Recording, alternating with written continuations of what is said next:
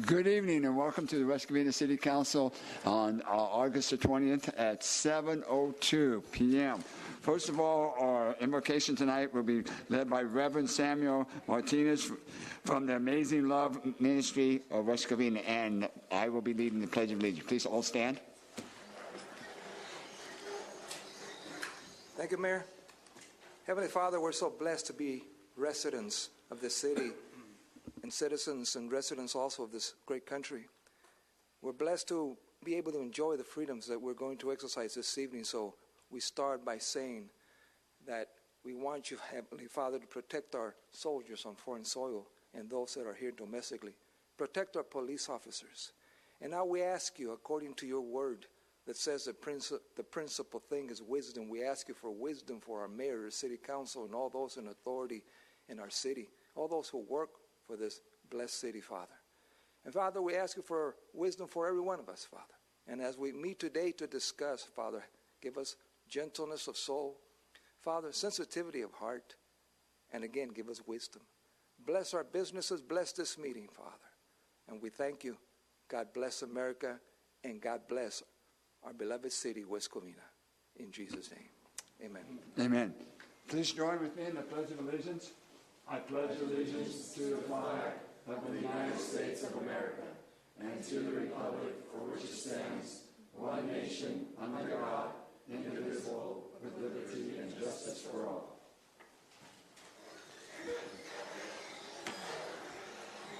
Roll call, please. Councilman Castellanos? Here. Councilwoman Lopez Viado? Present. Councilmember Shoemaker? Here. Mayor Pro Tem Wu? Here. Mayor Johnson? Here. Okay, we have, Mr. City Attorney, is there anything to report out of closed session? Nothing, Mr. Mayor. Mr. City Manager, is there anything that you'd like to report? No, thank you. Thank you for that reminder. I would like to remove one item from the agenda tonight, item 12, which concerns the lease purchase of some fire department vehicles. I need some more work on this one, so I'd like to pull it off the calendar tonight, and it'll return to the meeting. Your mic's not on. One more time with feeling. If I may, I'd like to pull from the calendar tonight item 12, which concerns the lease purchase of some fire department vehicles. We need some more work on this staff report, so I'd like to not have you discuss it tonight, but I'll bring it back on your next agenda. Thank you. We do have a few presentations to make, but before we do, we're going to have a couple of those short films to be showed. And right now, I would like for Councilwoman Lopez, please explain what they're about. So on July 25th, we had our first West Covina Film Festival, and I'm so proud to say that we received over 50 films. And congratulations to our junior high and high school students. Today, we will be showing the first place winners. We had 5 different categories. We had the documentary, the city school PSA, sports mixtape, open, and the very last grand prize category is what I love about West Covina. And so we have the first place films, but all the films, all 50 films you can view them on the YouTube channel on West Covina Film Festival, and all the films will be there, so you can view at your own leisure. But today we just wanted to acknowledge and showcase all the first place winners, and we wanted to also present certificates for our second place and first place winners. They're very talented, so thank you.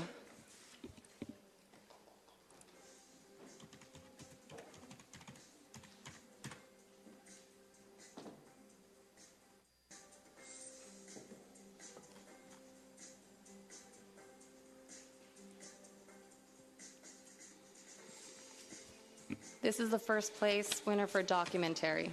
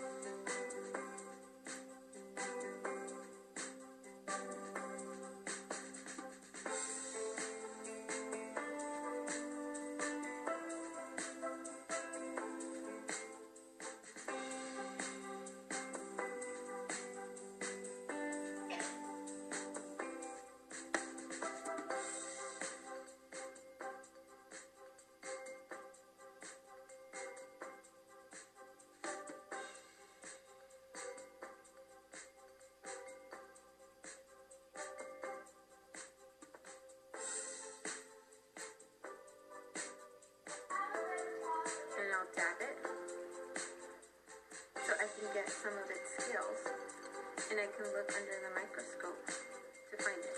So then I'll just leave it here. And then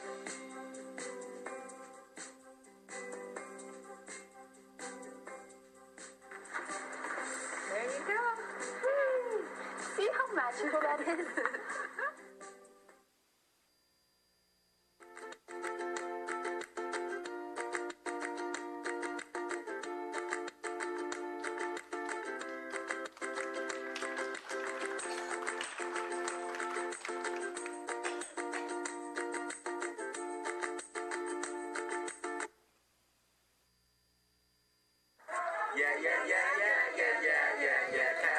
This was in the open category.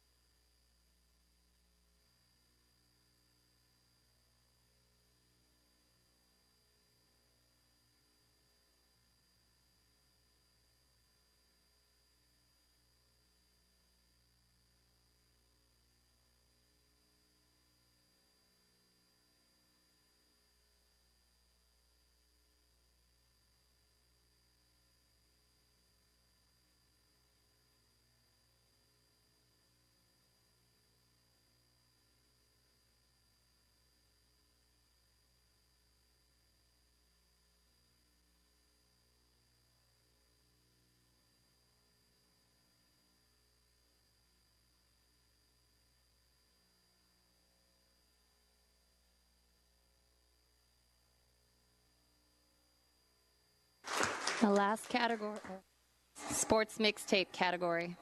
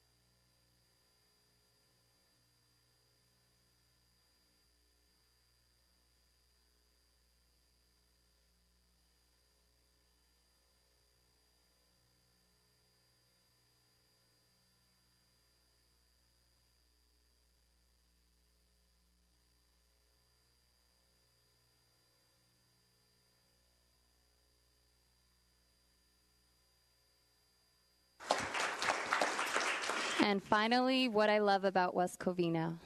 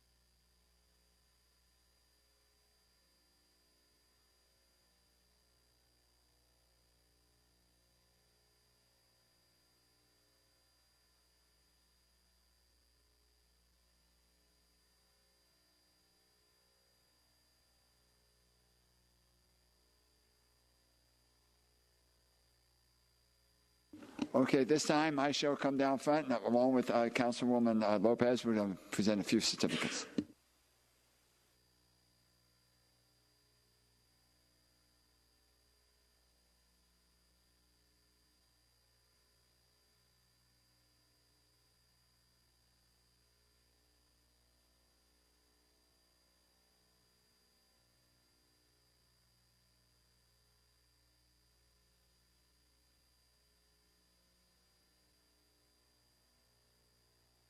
And the reason why I'm having Councilwoman Lopez come down to present these certificates, this was her dream. She started it.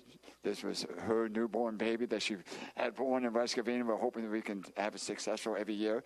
So I want her to do the presentations tonight. Here you go. It's all yours. Thank you. Thank you for everybody who participated, who supported.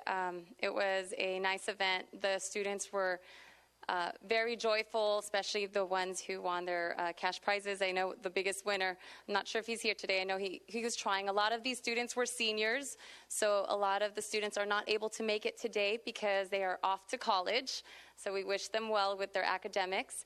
And those who are here, we wanted to acknowledge them. For the second place, I know we didn't have time to show all the films, including the second place, but if you do watch, I wanted to acknowledge our second place City School PSA, is the West Covina Fire Explorers, and this is Edwin Guerrero from Edgewood High School.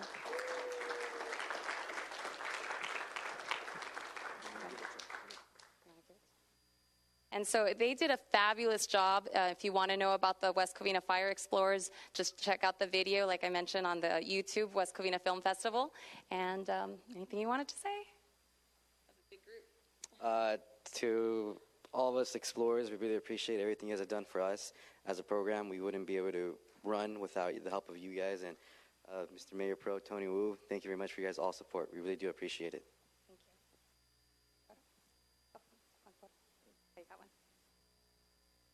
So I'm not sure. Carlos Acosta, he's not here today. You know, he said he couldn't make it, but he dominated most of the films, and he came from West Covina High School, but we will be mailing his certificates along with those who couldn't make it today. Yeah. Oh, wow. Yeah, There's 4 of them. They're all his. So he won one in second place and first place, and he just messaged me. He's not going to be here. Mm-hmm. So we have the grand finale, as I mentioned, What I Love About West Covina, and this one, they worked together. So there was 3 involved in here, so we will call all 3 up.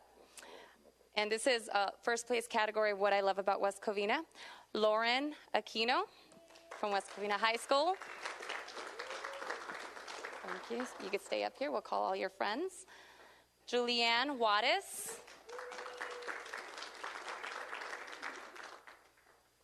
Ryan Alvarez.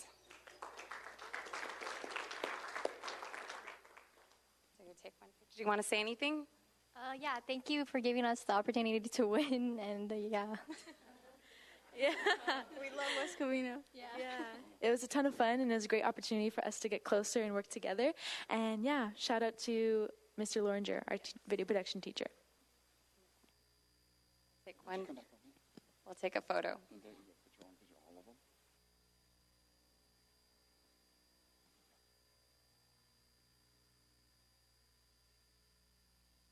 Please gather in here. Let's all get a picture first. Here you go.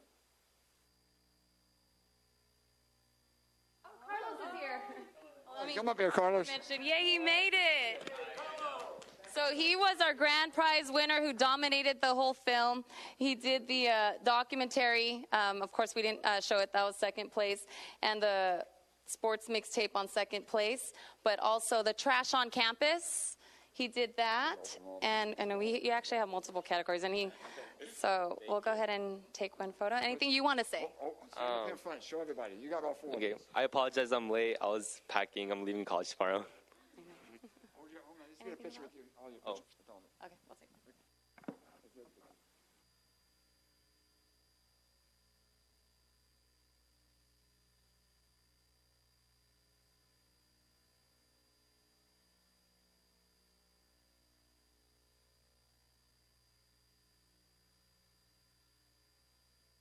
You guys stay here a minute. I have one more. I'd like to have the council come up, please. Join me. We have one more.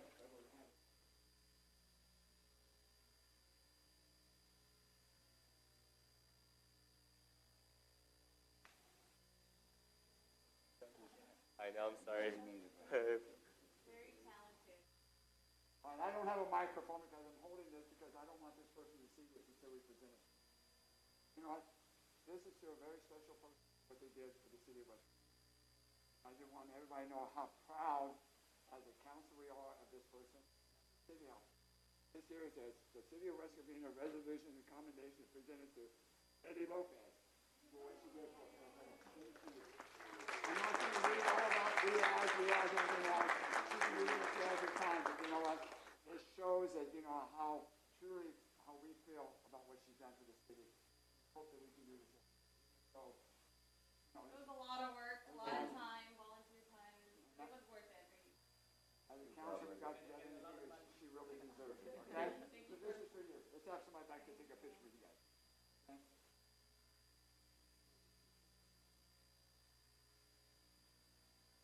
All right, now, you got it?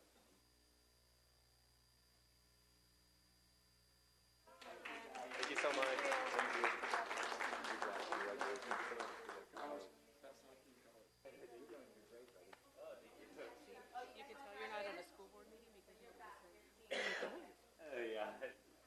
Where are you going to go?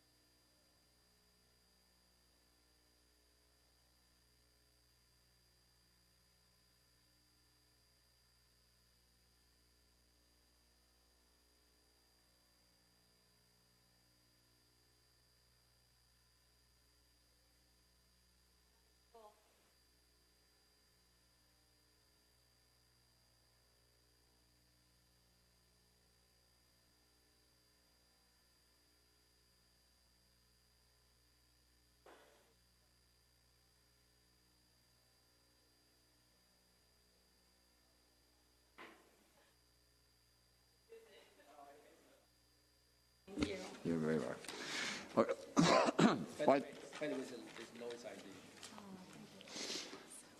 Okay, tonight we are joined by several members from the San Gabriel Valley Council of Governments who will lead a presentation to the Council of Governments Coyote Management Implementation Plan. Would you like to come forward? All right, good evening, and thank you so much for inviting the San Gabriel Valley Council of Governments to present on the coyote management efforts. Yeah, my name is Alex, management analyst with the COG, and I guess if there's a clicker, thank you so much. You. Oh, okay. Hi. Is this working? Okay. All right. So we have a little presentation on some of the coyote management efforts that the COG is taking on, and Mayor Pro Tem Wu invited us to present to see if this is something that the city of West Covina would be interested in partaking in. So with that said, oh, it's not on. There you go. Okay. Sorry about that. So a little background information. Most of the residents probably don't know what the San Gabriel Valley Council of Governments is. We are a sub-regional government agency that serves to maximize resources and advocate for regional interests to improve the quality of life of the 2 million residents in the San Gabriel Valley. Our governing board includes representatives of 30 cities, including the city of West Covina, 3 Los Angeles County superficial districts, 3 water districts, and 3 water districts in the San Gabriel Valley. And we address regional issues of importance, including transportation, homelessness, the environment, water, and coyote management now, interestingly. So this is just, I guess, a map of our member agencies. We cover from La Cañada down to Monterey Park, all the way to Claremont, Walnut, and Diamond Bar. So it's a pretty big, I guess, area.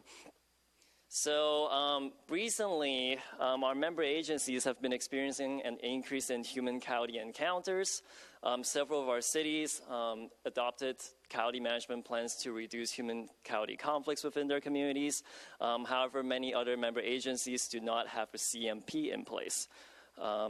So as a result, we established a coyote management task force 8 months ago now. It was formed to address the existing and rising coyote issues in the San Gabriel Valley. We met 3 times to assess the feasibility of developing a regional coyote management framework that will work for, that will serve as a template for all of the cities. And we collaborated with a lot of our external agencies, including the state, the county, the UCs, elected officials, and local humane societies. So the results, we worked with our external holders to develop 2 documents. The first one is our Regional County Management Framework, and the second one is the County Management Implementation Plan. So the first document serves as a file that our member agencies, including the City of West Covina, can adopt and modify based on their own needs. It includes county management strategies, reporting tools, and other resources that cities and city staff can utilize to reduce human-county conflicts. It also provides recommendations for cities to educate their residents and communities on the differences between appropriate and inappropriate county behaviors. And the document also assists member agencies with existing county management plans, such as the City of West Covina, to expand on their county management services. Now, what we're really here to present on is the second piece, the County Management Implementation Plan. So this document was created to provide the COG with a plan of assisting cities to coordinate county safety public outreach services. Participation within this plan is voluntary for our member cities, and under this plan, the COG will serve as the umbrella organization that's responsible for mainly providing public outreach and education to residents, promoting effective human-county conflict mitigation strategies, and supporting a robust county reporting and response mechanism on behalf of our participating agencies. So the programs and services include public outreach and education, non-urgent county response services, and regional representation and engagement services. So these for cities that are interested in participating, the COG will provide community meetings and training workshops for local residents within that city, also do social media outreach, sending mailers, and partnering with the schools to do youth outreach programs regarding county safety. The COG would also have a separate regional website or a web page and develop a county reporting hotline that residents can utilize, and serve as a regional voice for the participating cities to all relevant external stakeholders. So when it comes to community meetings and training workshops, the goal is to increase the residents' knowledge, awareness, and understanding of methods to eliminate county attractants, and to include basic training on basically county behavior, and provide valuable opportunity for residents to learn about the regional county management efforts within the San Gabriel Valley. Topics covered include appropriate responses when encountering coyotes, county attractants, yard audits, effective hazing methods, seasonal behavior changes, and normal versus abnormal county behavior. The youth outreach program will be developed to provide age-appropriate county education and safety information to local unified school districts located within the city limits. Also includes annual meetings with the local unified school districts officials to discuss county safety topics to ensure the students' safety. The plan will also include having the COG mailing educational flyers to residents in communities with high human county incidents, available in different languages, given the diverse population within the San Gabriel Valley. And we'll also disseminate county information through our existing social media platforms and work with the cities to publicize county information on their respective social media channels. We have our own separate webpage that would include county education, resources, and a link to the county incident reporting systems for residents. And the results will be shared, the reported incidents will be shared with the participating cities, the state, and the county of Los Angeles. Our hotline will be established for residents to report county incidents. All reports will be logged and shared with our cities and relevant stakeholders. Residents who are utilizing the lines but also believed to be in imminent danger would be advised to call 911. Residents that utilize either the hotline or the county incident reporting system will receive a follow-up message via email with electronic copies of relevant county safety information within 3 business days. And under this plan, the COG will serve as a regional voice for participating cities to all of the external stakeholders, including the state, the county, local humane societies, the UCs, elected officials, and any other relevant stakeholders. It's a long list. So all of the components that I've previously mentioned within this county management implementation plan are designed to increase the community's knowledge and understanding of how counties behave, and to make clear how their behavior can be managed or reduced to eliminate human-county conflicts. The CMIP is developed based on balancing respect and protection of wildlife without, of course, compromising the public safety of our residents. That is a priority. It is important to note that the components are meant to complement the participating cities' existing county safety public outreach efforts. And to wrap everything up, I know that it's a lot of information. So we have 13 cities that signed up to participate in this Coyote Management Implementation Plan, including the cities of Alhambra, Arcadia, Azusa, Covina, El Monte, Glendora, Irwindale, Montebello, San Dimas, San Gabriel, San Marino, Temple City, and Walnut. That was a mouthful. So these cities agreed to proceed with contributing $10,000 a year per city for 2 consecutive years to receive complimentary coyote management public outreach services that are managed by the COG. These cities are currently in the process of reviewing and signing MOAs with us. And the services listed within this plan are scheduled to commence on November 1st of this year and end no later than October 31st of 2021. And that is the presentation. That was a lot of information. The COG understands that the Coyote Management Implementation Plan is not for every city. Hence, we have 30 member agencies, but only 13 of them signed up to be a part of this. A lot of the cities, they express concerns about how they have to use an assistant city manager or the police department and take a lot of staff time to answer residents' complaints or concerns about coyote management, and that's taking away a lot of their time to do other more meaningful work, really. So the task force decided to create this document and this plan for cities who are interested in participating so that we have a regional approach to do coyote management public outreach. So the COG really does recognize that this plan is not for every city. And we're really here to really help you guys serve your residents in the ways that best fit your cities. So that is our presentation, and I guess I can take any questions that you may have. Welcome to West Covina, Alex. Oh, my parents actually live in West Covina, so. Oh, really? Okay. so anyway, nice welcome home. Okay. So anyway, I have a couple questions regarding this plan. Okay. Yes. Due to I think the plan the thing is this: if we have to pay $10,000 for 2 years, so it's $20,000.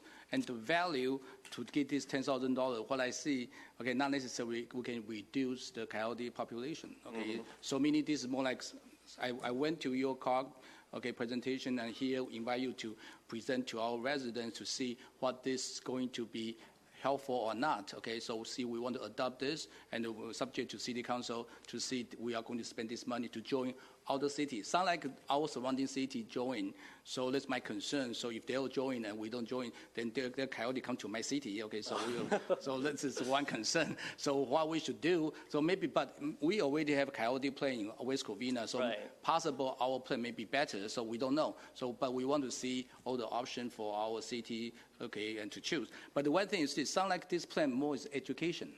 Okay, sound like it doesn't have anything to help to reduce current increase of population.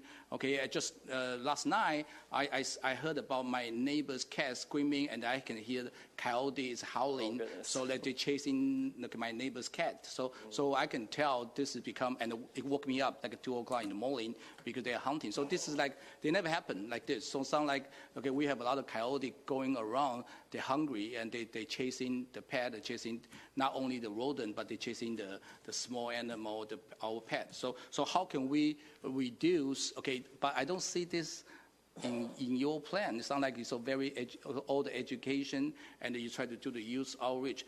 So can you answer to us how this plan can help us with our current coyote population issue? Well, this is, like you said, it's more of like a public outreach plan to help residents be more aware about coyote safety. The topic of trapping and euthanizing was brought up at the Coyote Management Task Force, and the majority of our cities voted to basically not include trapping as part of the services that the COG would provide within this plan, mainly because including trapping within the Coyote Management Plan would actually require a very long EIR study by the California Department of Fish and Wildlife, which would be a very costly and lengthy study that takes anywhere from 2 months to 1 year to complete. So individual cities are more than, if you like, include trapping as part of your coyote management plan if it is not included in your plan already. And this is something that the COG can help coordinate to help the member agencies like the City of West Covina to, I guess, follow the filed the EIR study with the California Department of Fish and Wildlife. But the overall goal of this $10,000 a year plan, the County Management Implementation Plan, is really to help spread the message to the residents to kind of help them understand what they can do to prevent coyotes from coming into their neighborhoods. One of the things that's included in this plan that was developed by our task force is the yard audits and having and educating residents at these community meetings and trainings using the yard audit checklist to help them kind of like search around within their yards and neighborhoods about what they can, like what type of coyote attractants they can eliminate. I know that that's really not like a very effective plan if the city would like to be more aggressive about reducing their coyote populations, but this is something that the plan can offer a city. It's the public outreach and the yard audits component. So do you have a detailed proposal for the $10,000 we spend if we want to join, if the majority say, oh, maybe we join with other city together to make sure this will work. But do you have a detailed proposal? How many times you guys going to provide the meeting, and how many whistleblower you can give away to our resident, and how many flyer you're going to mail out, so you can kind of detailed telling us if we want to spend $10,000, what we will get, and what kind of result we can give to our resident to learn this educational meeting, okay, and how often, okay, and where you want to, okay, hold this meeting. So some of the detail you should provide for us. So in that way we can understand, do we want to spend the $10,000 we don't have, okay? Right. All of this information can be provided on paper with the draft MOA, and like in written paper form, we have that, and we're happy to send it to whether if it's the city manager or the city council, we're happy to do that. In regards to the numbers of services that you'll be receiving the proposals, let's go back. It's a lot of slides here. So basically your residents would be able to benefit from a regional coyote hotline, a coyote incident reporting system that if they submit a coyote incident report, we would basically follow up with them with an email responses and electronic copies of coyote safety information that would be relevant to their coyote reports, and we can provide further information and physical copies too if needed.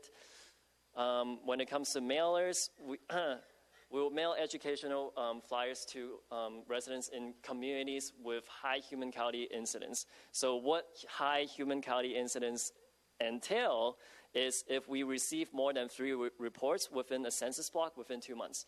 Or if within that census block there has been a reported pet attack or coyote attack on pets or coyote attack on humans, or coyote stalkings on just humans only. And of course, the city will also receive all of the electronic copies of our mailers, of all the flyers that you can also help disseminate as well if you like.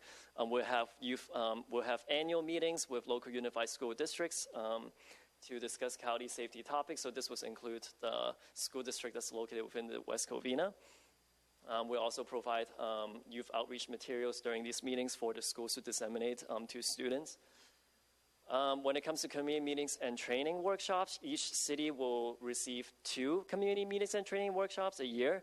But then please keep in mind that we have a lot of participating cities, and sometimes, let's say we held one in March for the city of West Covina. We may have another one in May that's in the neighboring Covina city or the neighboring San Dimas city that residents can easily have access to. So basically we'll have at least 2 community meetings and training workshops a month, at least 2, given the amount of participating cities that we have. Yeah, I believe. Yeah. Thank you, Alex. All right, no worries. Okay, thank you. All right, thank you. Okay, at this time, that's the end of our presentations. Now we shall open it up to oral communication. If there's anybody who wishes to speak, there's yellow cards up in front by the door when you come in, and just turn it into Assistant City Clerk. And those who wish to make a statement without speaking, we also have the orange cards. You can fill them out and hand them in to our city, and she'll make note of it. Okay, now she'll call it out in order. I'd like to ask Donna Chia and David Lynn if you'd like to speak now or before your item. come up? Okay, we'll call you up when your item is called. Okay. I'm going to call 3 names to come forward. If you can line up in the middle, please. Marcia Solario, followed by Herb Redholz, followed by Elsie Messman.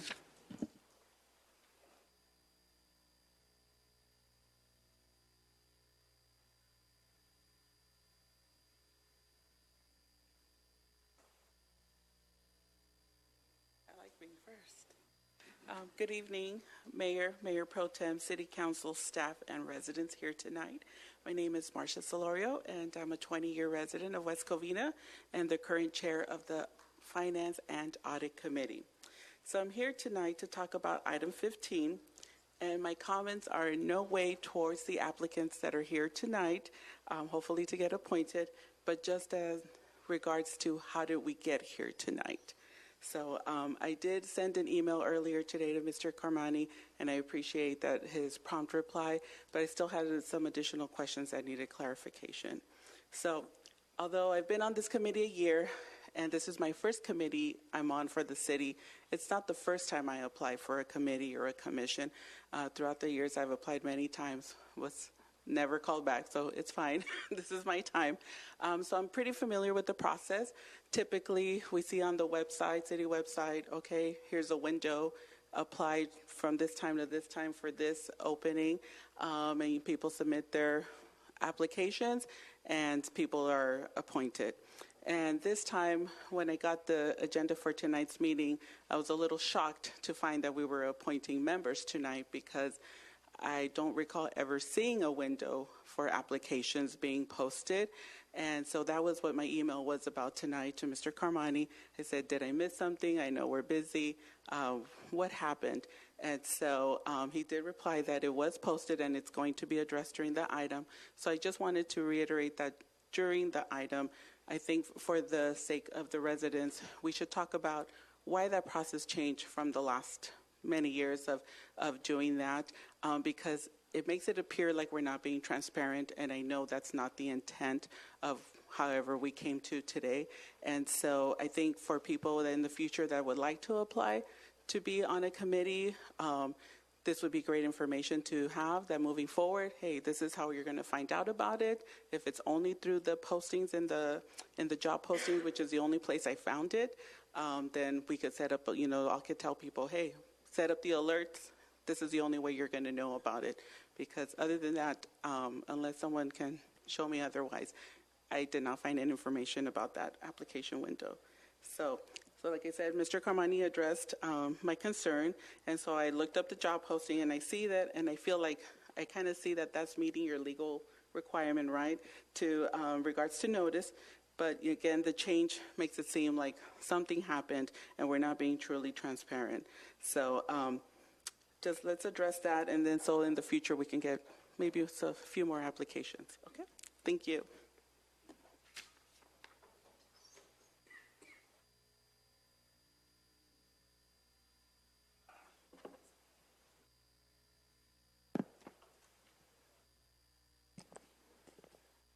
Good evening. Herb Redholz, longtime resident. It was great to see the young people from the high school be recognized tonight.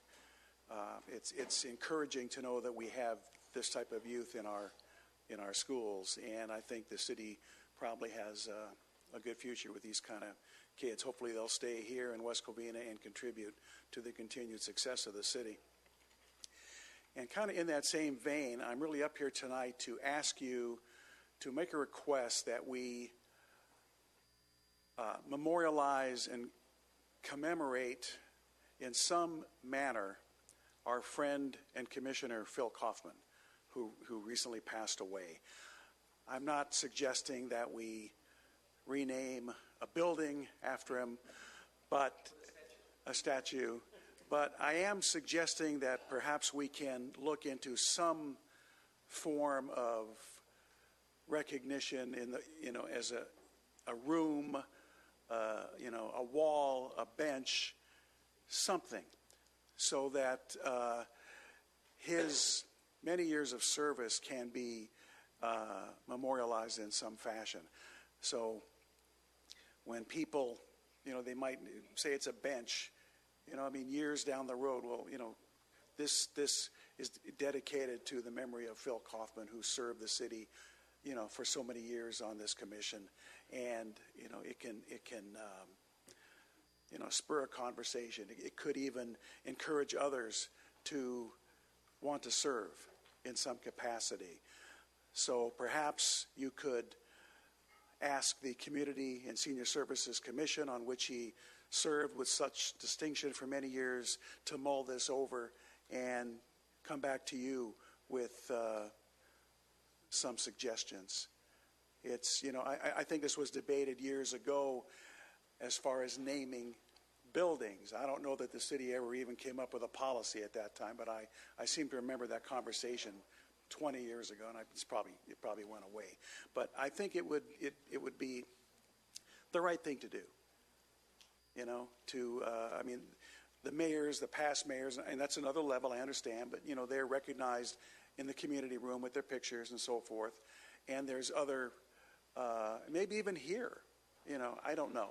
But that's something that they maybe could kick around and come back to you, and I think it should be considered in some way to honor him and to keep his memory alive with us. That's it. Thank you.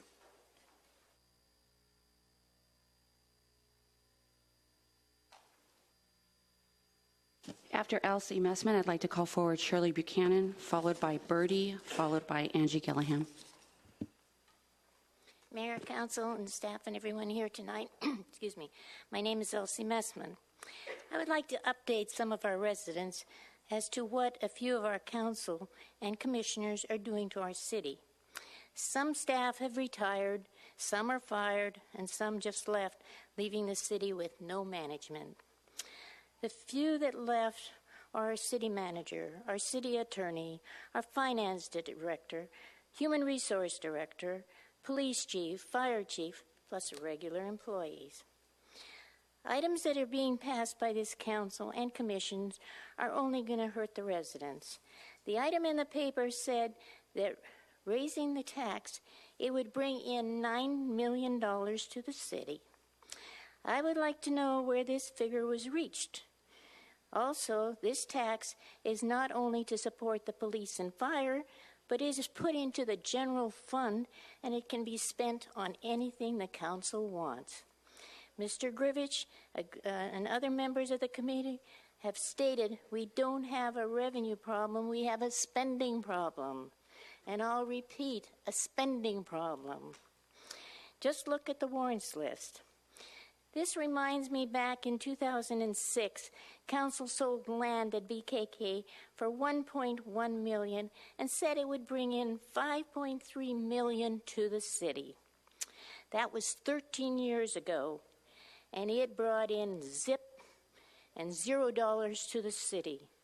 My point being, politicians have a habit of lying to get what they want. And I'd like to know if Mr. Kennedy's idea to increase the tax to support the city or benefit himself. Portos is the only good thing that happened in West Covina. Most of the ideas that are proposed to our residents, either they get hurt or they don't want it. Example, 5 more cell towers on the south side. Gas stations sell gasoline means if one is approved, more gas stations can have alcohol. This dealer has come to the city 4 times already. Every time a new council appears, he does too. The fact if he needs to feed his family after 40 years, he should try lowering his gas prices. Going back to the spending problem in the city, West Covina Ford in 1 year the city spent $590,000 for repairs for the city vehicles and another $123,000 for uninsured losses. This does not pass the smell test. Now we have an attorney fee for the month of May, almost $71,000. And to cover the stairway, we spent another $108,000. And I could go on. We need staff to work 8 to 5, 5 days a week, and not 4 10-hour days.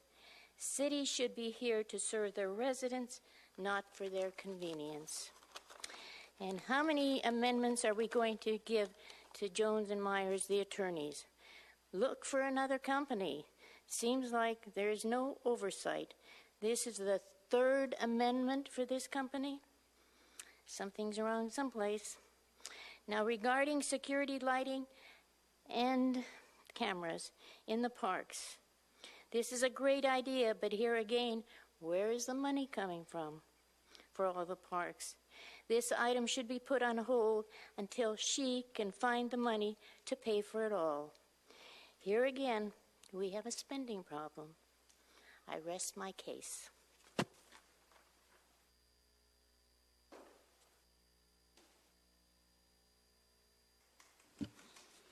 Angie Gilliam? It's okay. Hello. I have something to pass out.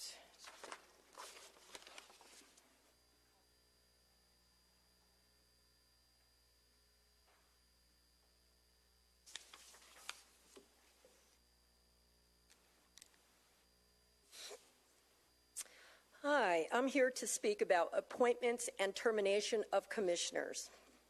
I recently read the article in the San Gabriel Tribune on August 5th regarding the petition that is currently being circulated by a planning commissioner who is supporting, in his words, pushing to add to the police department and fire department in our city by increasing our local taxes to 10.25. This commissioner is being paid handsomely by the West Covina PD. Just in 2019, $5,500. I've given you a copy of his $460. The audit committee that is being this commissioner is being paid handsomely by the West Covina PD, $5,500, for his support of the tax increase and removal of the existing audit committee. The audit committee that is being stonewalled as one of its key members continues to ask questions about skyrocketing fire department overtime. I wonder what the councilperson who appointed him feels about this subject. Councilmember person Ms. Shoemaker also sits on the audit committee. Along with the tax increase, this ordinance would create an oversight committee, including members of the fire department and police department. You heard correctly. The fire department and the police department would be overseeing their own expenditures. The current audit committee has been successful in combing through city finances and making discoveries of waste and abuse that benefits us residents. I wonder if the appointment, Ms. Shoemaker, who appointed Mr. Kennedy to that position, shares Planning Commissioner Kennedy's same view. If not, will she remove him? Councilmember woman Ms. Lopez Viado had appointed a resident as an HR commissioner. Just a few months later, Ms. Lopez Viado removed that resident from the HR commission because the resident was not representing her views. Councilman Shoemaker, will you be removing Commissioner Kennedy, or is he reflecting your views on the sale tax increase and removal of the audit committee? Also, I would like to ask the city attorney if there are any restrictions on a sitting commissioner being paid for political activities. Lastly, I know that subject of the increase is not on the council's agenda. Please put it on the agenda. You can easily do that if you're willing to discuss this matter publicly. Former Councilman Spence regularly used this technique so that the City Council could discuss matters without violating the Brown Act or other rules. We residents would like to hear from you on this subject. Thank you.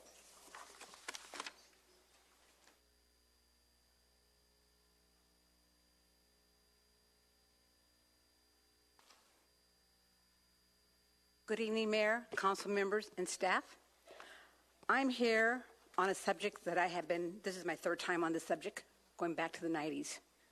We need, and I repeat, we need overnight paid parking in our city. Oh, that's right. We don't need the money, right? We have issues where we live.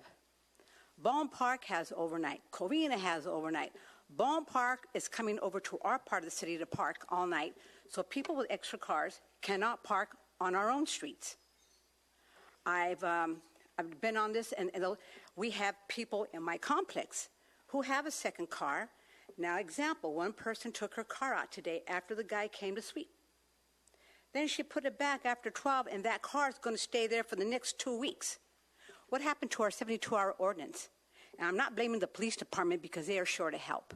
What happened to the senior volunteers that used to be out when I first moved out to this complex, 6 in the morning, giving citations if you were parked there on the day of sweep day?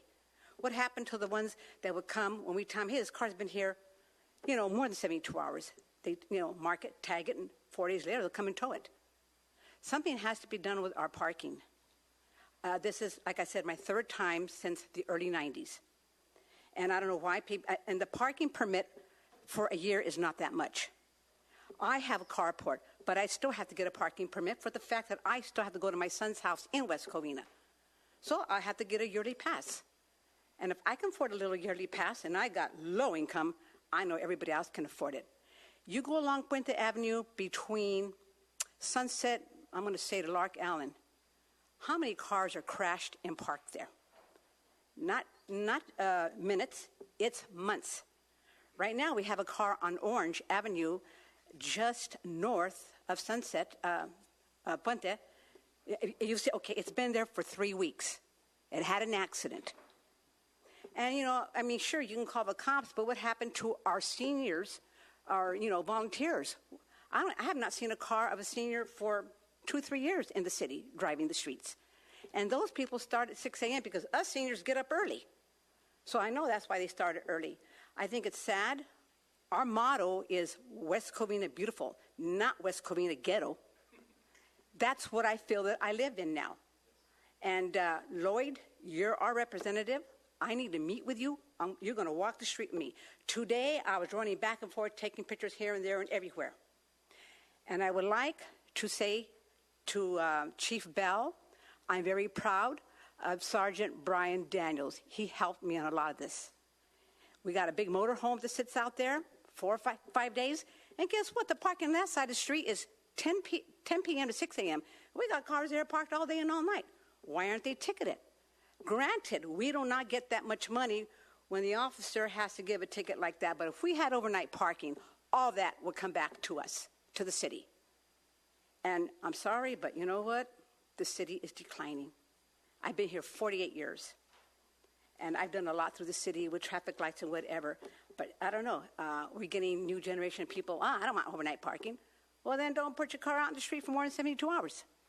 If you people really need the money, you're going to make your money there. Granted, you got parts of West Covina that have overnight parking, or you got another part. That looks tacky. Do it to the whole city. It'll look better. Covina, people in Covina are coming to the West Covina side over off of Puente Avenue to the West Covina side, on this side of Azusa, because they don't want to pay for parking. Well, come on. Let's bring money in the city and to get this parking situation straightened up. And I'm not going to be done with it, but I really want to thank Sergeant Brian Daniels. He is terrific. All the officers are terrific. But when I pick up the phone, I start picking on somebody. They do a lot. So I want to thank you for your time, and some of these people here that talked about certain things, I say I must agree with a lot of these people. Oh, I know what you need. You need a non-paid commission for, what is it, when they go around, when you go around and inspect yards. Terry's over it. We need, and I really feel all all the so-called people that serve on a committee, that should be volunteered, not paid. We need a code enforcement commission, one from each district. Meet once a month, drive through your district. And if your people are getting paid now, the people you appointed, they're not sincere citizens. They're not. They ought to do it for free, just like you guys. You all have good jobs out of here. You all have, health benefits and all that. You're double dipping. That's what you guys are doing. And I know I've never been this mad at city council. Thank you, Bertie. You're welcome, and you better meet I with me, will. young man. Hey, you got my Better number. meet with me. You got my number. Because Call me. if you don't meet with me, you will not win, Lloyd. I've known her for a long Steve time. Herford can tell you, Mike Toohey can tell you. You want me on your side to be elected? Thank you for your time. I've known her for a long time. Shirley Buchanan, followed by Jerry Patras, followed by Jim Grivich. And if you could please watch your time. Unfortunately, the buzzer's not working, so when your 5 minutes is up. Thank you. Good evening, Mayor Johnson, Mayor Pro Tem Wu, and council members. My name is Shirley Buchanan, for the record. My husband and I have been residents of our dear city since July 6, 1956. A conflict of interest exists even if no unethical or improper act is a result of a planning commissioner's actions. A member of the Planning Commission that receives a monetary compensation from the city each month has been hired by the West Covina Police Political Action Committee as a consultant to organize a movement to circulate a petition within the city of West Covina for the purpose of getting over 5,000 signatures to place an item on the November 2019 ballot to increase the city's sales tax payable in the city from 9.5% to 10.25%. If it gets on the November ballot, it will also replace a 5-member Finance and Audit Committee with a 9-member Oversight Committee. As of December 31st, 2018, the PACS 460 form shows the Planning Commissioner has received $9,000. This personal consultant fee with a specific purpose might adversely affect his duty to make decisions as a planning commissioner for the benefit of the West Covina Police Association. In addition, his association with the City Council on city planning issues may also be perceived as influential in their vote. If the planning commissioner wants to continue to be paid as a consultant for the West Covina PD PAC, he should ask to be removed as a member of the Planning Commission. Thank you for the opportunity to speak tonight.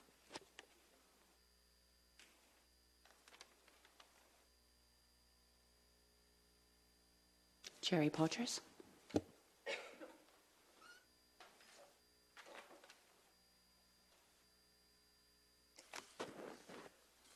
Good evening. Jerry Poitras, West Covina resident. I am here as a voice to talk about the Sales Tax and Audit Committee initiative. I don't really want to go in talk about the sales tax per se. That's a separate discussion. I don't really know much of your views on this. Would like you to put it on the agenda so we do find your views. Many residents would like that. The issue I have with this initiative, there's many, but the main one is it is so severely flawed. The public sector works on process and rules. An ordinance that gets passed, I don't believe they count by voters. I don't think you can just change it willy-nilly. When we voted to keep the fire department years ago, we were told the council can't just contract that out. The voters would have to vote on that. I'm applying that principle to this. The fact that this initiative puts the audit committee in there is bad enough. But the ordinance, section 11, specifically, 11D is the one that really got my attention. The ordinance not only renames the audit committee to an oversight committee, and they have completely different purposes. The ordinance puts police and fire personnel on the committee. You cannot, as an employee, audit your own committee. Just doesn't work.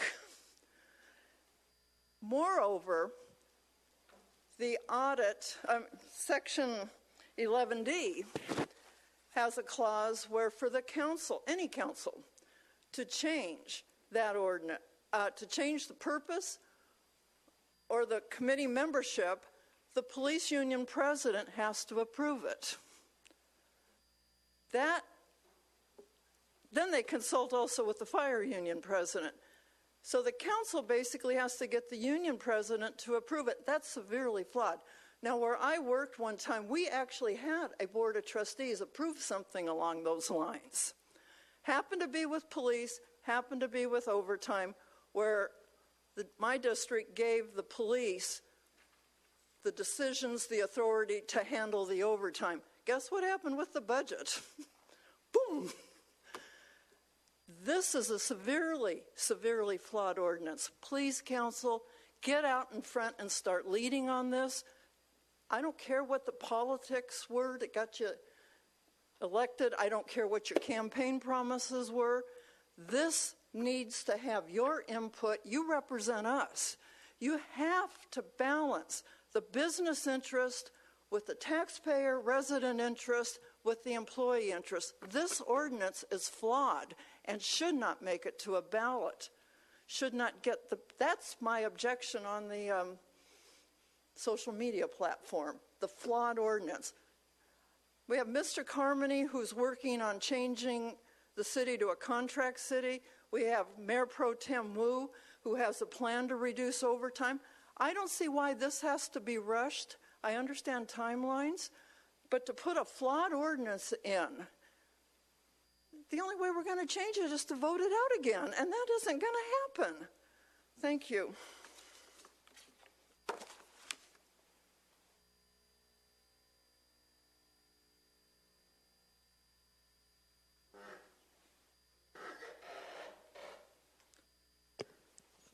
Jim Grovich, as you know,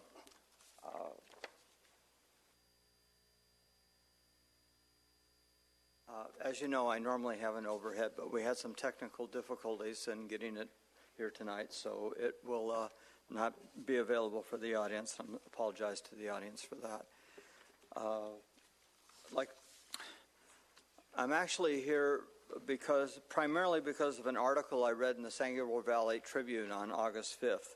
One of the city officials is quoted as having said, it isn't a spending problem we have now, it's a revenue problem. And when I read that, I was actually distressed. And the reason I was distressed is I've been appearing before the city council now for just about 4 years. And if I have said anything at all in those 4 years, is that the city has failed to manage its budget properly. I presented the same charts over and over again, and I'm giving the same chart that I did last year once again, and I'm going to go over it in some detail. Because if there isn't an understanding of this, it's kind of hopeless that our city will ever manage its budget. In the last 5 years, the city has had an extreme increase in revenue. I'm going to repeat that. In the last 5 years, the city has had an extreme increase in revenue. The revenue has gone up over 5% per year. That's a lot of money. The consumer's price index has only gone up less than 2% a year during that same time frame. Believe it or not, I've done government budgets for 50 years. It's kind of, think how old I am now. I have never had a situation like that in all those 50 years where the money came in at that level above consumer price index. In fact, most of the years, more than half of them, the revenue that came in was less than the consumer price index. We had to explain to our employees year after year, we couldn't even give them 2% on their raise because there was no money.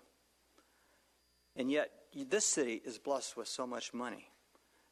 And yet, somehow or other, they feel that they don't have revenue. I cannot understand how people can misread numbers like this. It's so obvious. The next chart I'd like to talk about is on the expenditure side. Yes, the city has an expenditure problem and has had a problem for the last 3 years. Now, this is only a 3-year time frame. Each and every year, I've got up before the city council and said the city has to manage its expenditures. They have to control their expenditures. They have to stay within budget. Each of those 3 years, it has not happened. I define that as an expenditure problem. The city is not managing its budget, and has not. And yes, I've heard assurances by the current city manager that that won't happen this year. Great. My applause if it doesn't happen this year. But I think it is absolutely and totally inaccurate and wrong to state that the city does not have an expenditure problem. It has a serious expenditure problem. The red line representing expenditures, as you can see, is well above the budget each and every year. If it had stayed within budget, the city would now have $10 million more than it has right now. That's a lot of money, simply because of mismanagement of money. And that's why it's there. Now, there have been other times when I've talked about the details of how the money's been managed, but my point isn't that tonight. My point is simply that the reason the city has fiscal years is failure to manage it. It's not because there hasn't been enough money coming in. It's simply there is a need to control it. If, in fact, the city stays within the budget that this council has already adopted, you will not have any financial problem. The financial problem will happen if you spend more than you take in. That's essentially what it is. And just one comment about the audit committee. When I first started this, doing these presentations, there was no audit committee. And the then council, that was 3.5 years ago now, also was being subjected to actually a state audit. This was back in 2015. I'm not even sure most of you are aware of that. Please, Mr. Griffith, wrap it up. We're 5 minutes up. But they found, according to the Los Angeles Times, that West Covina was guilty of massive fiscal mismanagement. And essentially, they mandated the creation of the audit committee. I hope you keep that in mind. Thank you. John Shoemaker, followed by Chris Miller. Chris Miller, you're here to speak on item 12, which has been pulled tonight. So you can either speak or return for the next meeting.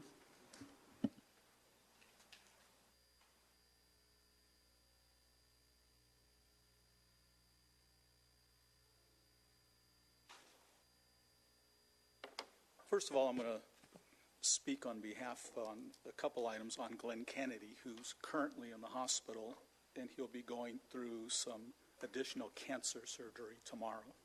So I hope we wish him well. Regarding being a commissioner,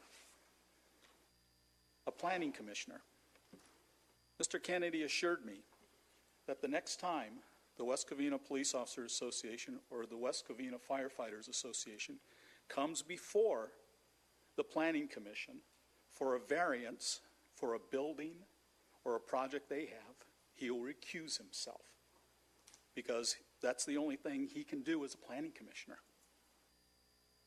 He has no authority over anything else at all. So he has given us that assurance. What I find kind of interesting is Mr. Mayor Pro Tem Wu, some of the people who talk, constantly accuse him of running the city, that everything is done based on what he says, that he controls everything. He's against the tax. He has said it's unnecessary. So I guess you don't run the city. Because there's a whole bunch of people who are wanting to do something else. I found something interesting in a comment made by some person that said, we'll never be able to change the ordinance because the voters won't allow it.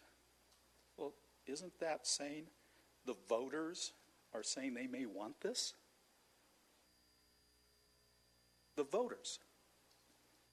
We won't know until it gets on the ballot, even if it gets on the ballot. You know, it's kind of funny, they talk about the audit committee and how it's been around for 3.5 or 4 years. And all the mismanagement and misspending that occurred during that time. Scratch your head and go, how effective. Now, what council was it that expanded the areas that they wanted to look at? The audit committee went from meeting once or twice a year to, you guys are meeting almost monthly now, aren't you? You're looking at different areas. So the council that expands it and says, we want your expertise and want your opinion, is being accused of wanting to get rid of it. Now, I think it's really kind of funny about the audit committee.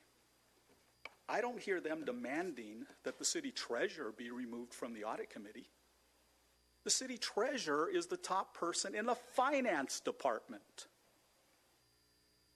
The top person in the finance department. What do the auditors audit? The finance department. But I don't hear them saying, get her off of there. She shouldn't be there. The other thing they don't mention is 2 of you are there. You're responsible for the city. Well, you could argue you shouldn't be there either. But they don't complain about that. What's more is the audit committee is appointed by who? The city council. I speak from kind of some expertise in this. For 40 years, I've worked in accounting and finance, CPA, Certified Public Accountant, which means the state of California said I can use numbers to lie. I'm a certified management accountant. I'm a chartered global management accountant. I'm an MBA, DBA. So I got kind of some background. And I used to fix corporations that had problems. Now, one of the things they spend a lot of time talking about, and they're blaming you, and only 2 of you can kind of get blamed for it, the other 3 can't, is they're talking about how the city overspent for the last 3, 4, 5 years. How long have 3 of you been on this council? No years. So they're damning you for what previous councils did. Doesn't quite make sense. Well, 3 of them are gone now, so we can have a little bit more on that. You know, the whole thing is really simple. You guys have expanded the duties of the committee.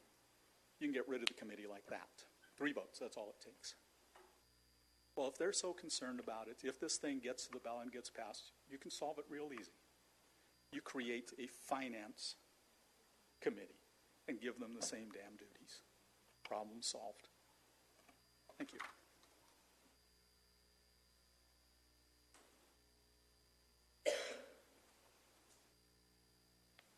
Chris Miller, 19-year resident. First, I was only going to talk about 12, but hearing a lot of the topics tonight. First, I'd like to start off with some of the points made by Mr. Shoemaker, Ms. Patras, and Mr. Gruidge. The one thing about the audit committee for the last 3.5 years is they have not been getting the information they wanted. You know, they've been in the dark, and it's been fighting to get the information they need to truly look at the city finances. I mean, I've gone to a couple of meetings, and you know, it's a recurring theme. The other thing is, you know, I don't want the audit committee to balloon and become an oversight committee. I think we really need the way it is now to really dig deep and figure out what is going on in our city, because we are overspending and it's out of control. And it ties into item 12. You know, I don't know how many times I've come up to council to talk about the purchasing of equipment and the way it's done. It's not by, you know, the best price or anything. It seems like, let's go to our buddy over here and see what they can give us for something. You know, it really needs to go out to bid, or even find, you know, volunteers in the city to go and purchase items. You know, go find where the best deals are, come back to the city, have you guys approve it, or, you know, appoint the city manager to review everything and go from there. There's not any due diligence. You know, I don't know in what item 12, it doesn't describe what kind of pickup or anything, but I did a search really quick on KBB. And for a 2019 Dodge, Chevy, or Ford 1-ton crew cab diesel 4x4, which is more expensive than a gas, you're looking at $47,000, average fair price, $254 being the most expensive being Chevy, the cheapest being Dodge. Yet, what the report says, we're going to buy a vehicle for $62,000. And by the time we get done paying the lease and can buy it after 5 years, and since when does the city keep a vehicle for more than 5 years? on that level for $1. So we're paying $73,000 on something that is only $47,000. The other item is this truck only going to be used for out-of-town mutual aid, or will it be used for other things? Some of the things I brought up in previous council meetings of going, using it as a first response vehicle to quickly get to a site rather than rolling a fire truck. And also having that vehicle being manned by a staff that doubles duty for permanent vehicles like fire trucks or ambulances to reduce in overtime. Just a thought. So, in a nutshell, I've been going to meetings for 3-4 years now. In a way, it seems like nothing has changed. We're still seeing the same stuff happen. And we're still overspending, and we still have the same issues. Revenue's going through the roof. We have portals. We have other things. Let's get things back to reality. Thank you.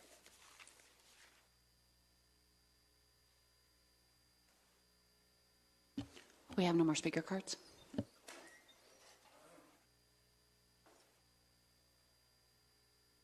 Okay, at this time we should go to our consent calendar.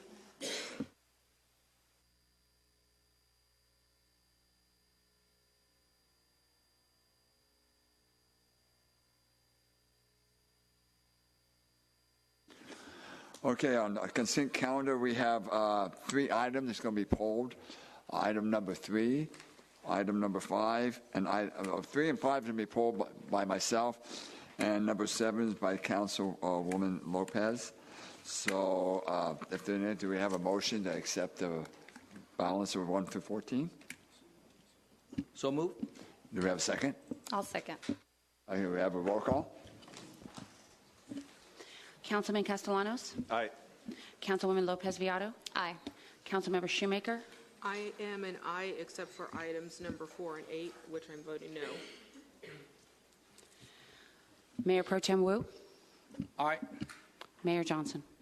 Aye, passes 5-0 with the exception of 4 and 8 by Councilmember Shoemaker. Okay, item number 3, that's our finance report. I think, there she is. She's going to give a report. Thank you, Mayor Johnson. Colleen Rosati, elected City Treasurer for the City of West Covina. Happy to be here this evening.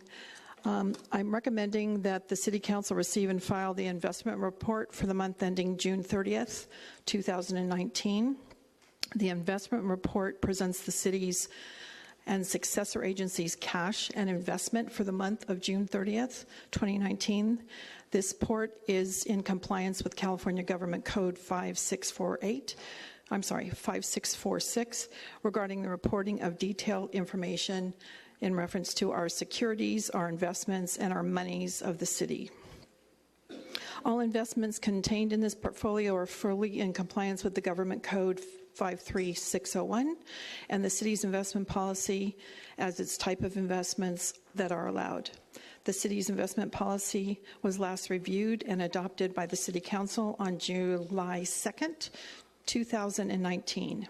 As stated in the attached report, there are significant funds to meet the budgeted expenditures over the next 6 months. The city's investment policy has set primary goals of the portfolio, which are safety, liquidity, and yield. The city's surplus funds are currently in the Los Angeles County Investment Pool, or LACIP, and Chandler Asset Management. As of June 30th, 2019, the investment report has a market value of $74,731,000. I'd like to make a side note. On July 16th, I gave a report at the dais, at the podium here, and this report includes the successor agency along with the cities. They're combined, the funds. So while it's stated that there is a portfolio market value of $74,731,000, $3,412,000 are earmarked for successor agencies. So I'd like you to take that into consideration.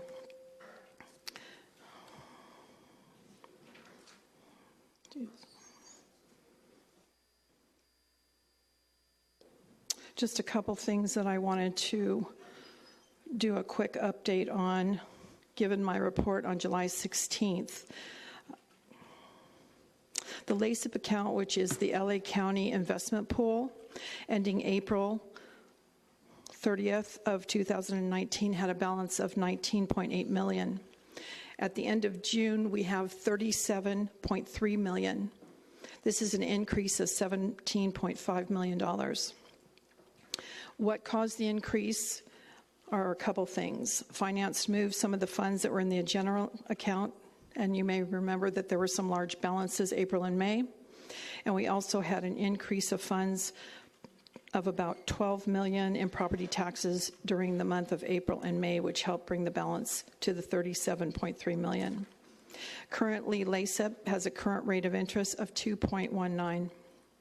I'd like to also speak briefly about the Chandler investment account. At the end of June, our portfolio had $21,115,000. In August of 2016, the initial investment was $35 million. Over the last 3 years, we've taken out about $14 million from this investment account to cover various costs. This is a friendly reminder to you. These funds were earmarked for a rainy day. As of late, I haven't seen any direction or a plan to replenish those rainy day funds. As you may know, we're not doing reinvestments with Chandler Asset Management. However, we are still paying them to manage the remaining investment portfolio. Currently, we have quite a few investments maturing this month, and by the end of the year in December, it'll be close to $4 million. These investments will be maturing. Robin and I have talked about ways to handle these investments, and we're looking into maybe working with a broker to reinvest. Right now, we've decided to put them in LAIF, which is the LA County Investment Fund, and that is currently paying 2.39. These investments are liquid safe and currently are earning the highest rate. Lastly, Robin and I have looked at ways of maximizing the city's maturing investments from Chandler. We've met with numerous folks who have provided alternative information and investment ideas. So as we move forward with some of these funds that are maturing with Chandler, we'll be looking at how we can reinvest and increase our revenue. That concludes my report. If you have any questions, I'll be more than happy to answer them. Do we have any questions for our elected treasurer? Thank you very much. Thank you. At this time, I'd like to make a motion to accept the report. I'll second. We have a motion and second. We have roll call, please. Councilman Castellanos? Aye. Councilwoman Lopez Viado? Aye. Councilmember Shoemaker? Aye. Mayor Pro Tem Wu? Aye. Mayor Johnson? Aye, passes 5-0. Next item, I pulled item number 5 as a consideration of the license agreement with the software for Microsoft. My concern was that, you can explain, I see Sean's coming up, you can explain it to me. From the $90,000 that we're paying now, going up by $25,000 to $116,000. Could you explain that to us, please? Yes, sir. Mayor and Pro Tem and council members. Basically, what happened was a year ago, I don't know if you remember, and there are two items that the reason it went up. A year ago, we had some incidents, some security incidents. We had to raise the level of security. Microsoft has 2 or 3 different levels, E1, E3, and E5. We had to go from an E3 to E5. So that raised our rate about $14,000 a year. And basically one of the things it does is it allows us to instantly know if someone's trying to log into an account and they're like in Zimbabwe, and you're not. So it'll alert and it'll shut down that account and it'll make sure that we're not getting hacked. And we did have incidents before that. Since we've implemented this, we haven't had any incidents. The other aspect of it was HR went to the benefits through email. And so before, a lot of our park folks, they didn't have their own email accounts. So we had to make sure that since everyone that would get benefits, needed an email, we had to get email accounts for those folks. We actually don't get the full-blown email for the parks folks. We got the cheapest monthly rate we could for the people that are cyclical that come monthly, but we had to make sure that anyone who's getting HR benefits had their own personal account. If they have health benefits, it's all required that they all have their own personal account. Before that, they were all just sharing it. So those are the two things. One, half of the extra charges was for the extra email accounts. I believe we had 175. The other half was for the extra security. And the security is extremely important. We've been raising the security since then. We've actually added more other things, and we've been hit a lot. So it's been in the news a lot too. Sean, do you feel that this security that we are paying for now is sufficient? Well, the security that we got with Microsoft, it was a step. It's not 100%. So we just added another one. So on July 25th, I added another security because we've had a lot of what they call spear phishing, which is basically they're fake emails from city employees going to city employees saying, hey, do this. Since I've implemented it, we've stopped 901 attacks, and that was July 25th. So in less than a month, that's how many attacks we hit. Yesterday, we also had an attack that brought down our network for 3 minutes.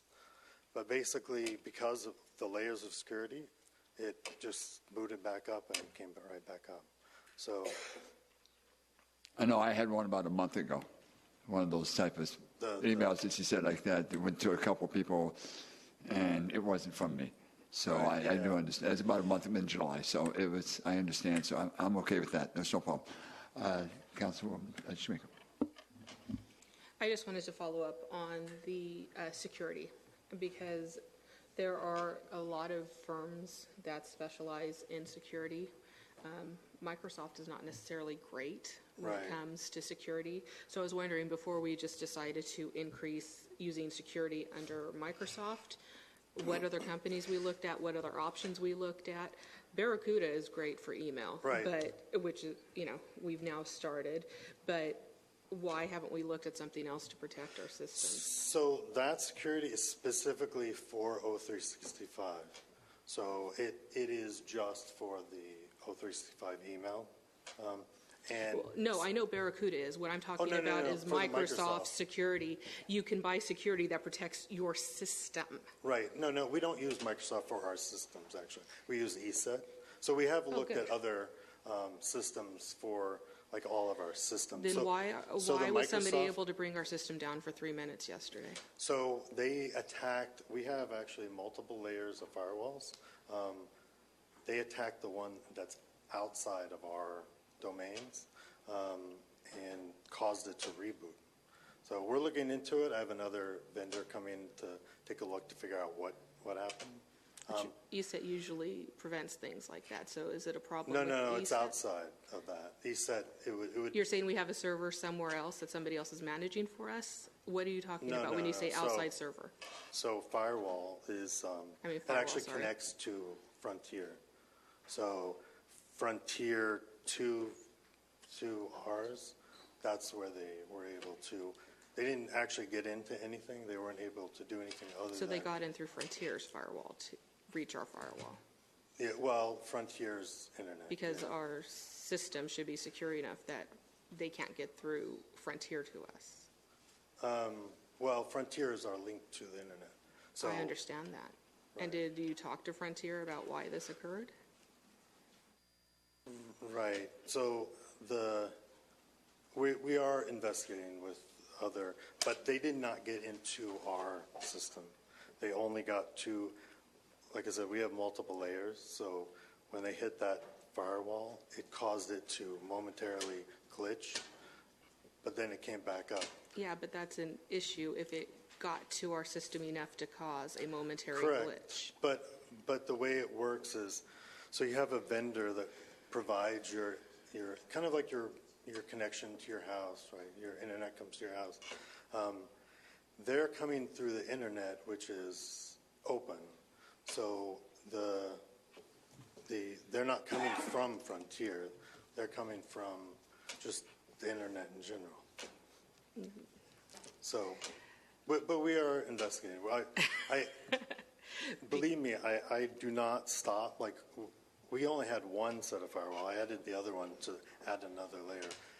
Every time we have an incident, we go and assess it and figure out, okay, how can we stop this?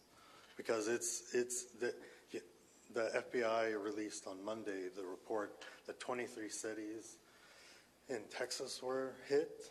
You know, it's something that we've known locally that they're targeting us, but they finally said, yes, cities are being targeted by these people. And so I guess I should say I handle IT for the law firms that I've worked for, so I have some idea of what I'm talking about when I'm saying how did it even reach the point where it was allowed to bring us down for 3 minutes. And so I would ask that come back to us, and why we need multi-layers of firewalls, why we have extra security on Microsoft Office 365 plus have ESET, to make sure that we have a cohesive system going here. I know ESET and Barracuda work well together, so I'm not as concerned about that. But, I mean, when we're talking about raising the cost, I mean, why do we need city emails for the staff members to get benefit statements? Those are going to be individualized, so why aren't we using personal emails? Yeah, that's $125. So just basic email is what, usually about $3 each. It's like, if it's just email. Yeah, it's approximately that. So that's what they're getting. It's just basic. But emails. again, that's a cost we don't need because most people have their own personal emails, and if it's individualized, where it's not a mass mailing that the city is putting out the same to everybody, why are we doing city email? Yeah, that would be more of an HR question, but yeah. Okay, I know another that most question cities for you. have. Yeah, maybe, like we said, if we could come back with a report, maybe some graphics to help graphically depict how everything's set up, I think that would be helpful, and maybe we could discuss the rest later. That's all for me. I just finished taking a 2-hour-long cybersecurity training with my city because there are, like you mentioned, they have new methods, a lot of new methods of ways of attacking internally. A lot of businesses, banks, you know, and of course all the cities that you mentioned. Are the staff also trained on all the new cybersecurity that is occurring that's being attacked? So I do send out citywides. Just so happens today I met with the city of Covina, San Dimas, Laverne, some other, and we monthly meet, and we actually brought in a vendor called KnowBe4 to kind of see what can happen, which is that's what they do. They train staff to, and 2 years ago I did a demo here.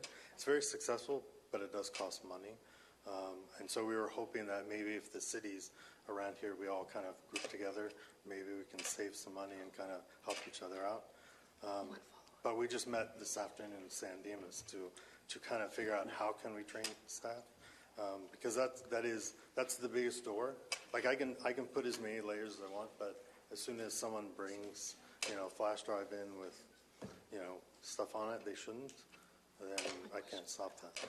So I try, but it's very difficult.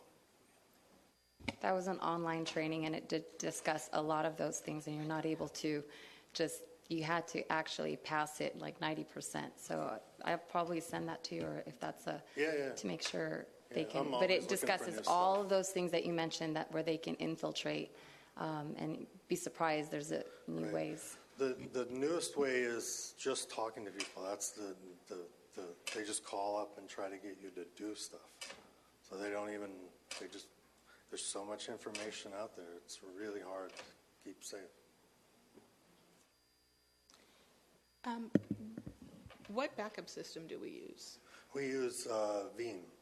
Okay, and so we're not using OneDrive or anything like that? No, not. You're talking about the backup? Yeah, not for backups. We use the Veeam to keep our, we do, our periodic.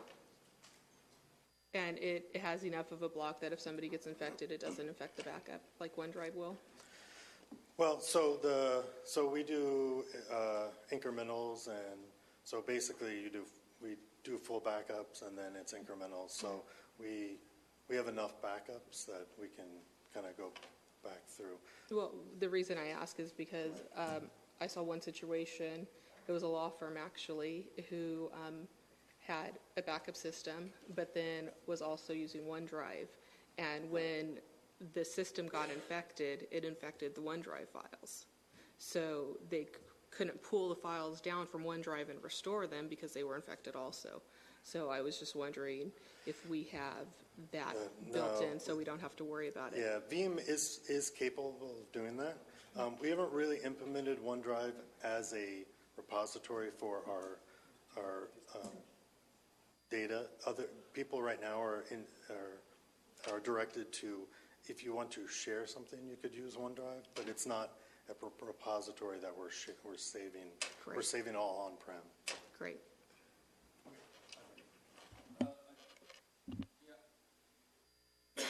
Sticky finger. Okay, you want stick? Okay, so I don't mind to bring back, okay, to double check for all the option, okay, and see the pricing. But I have a question regarding email, okay, and you talking about use a personal email.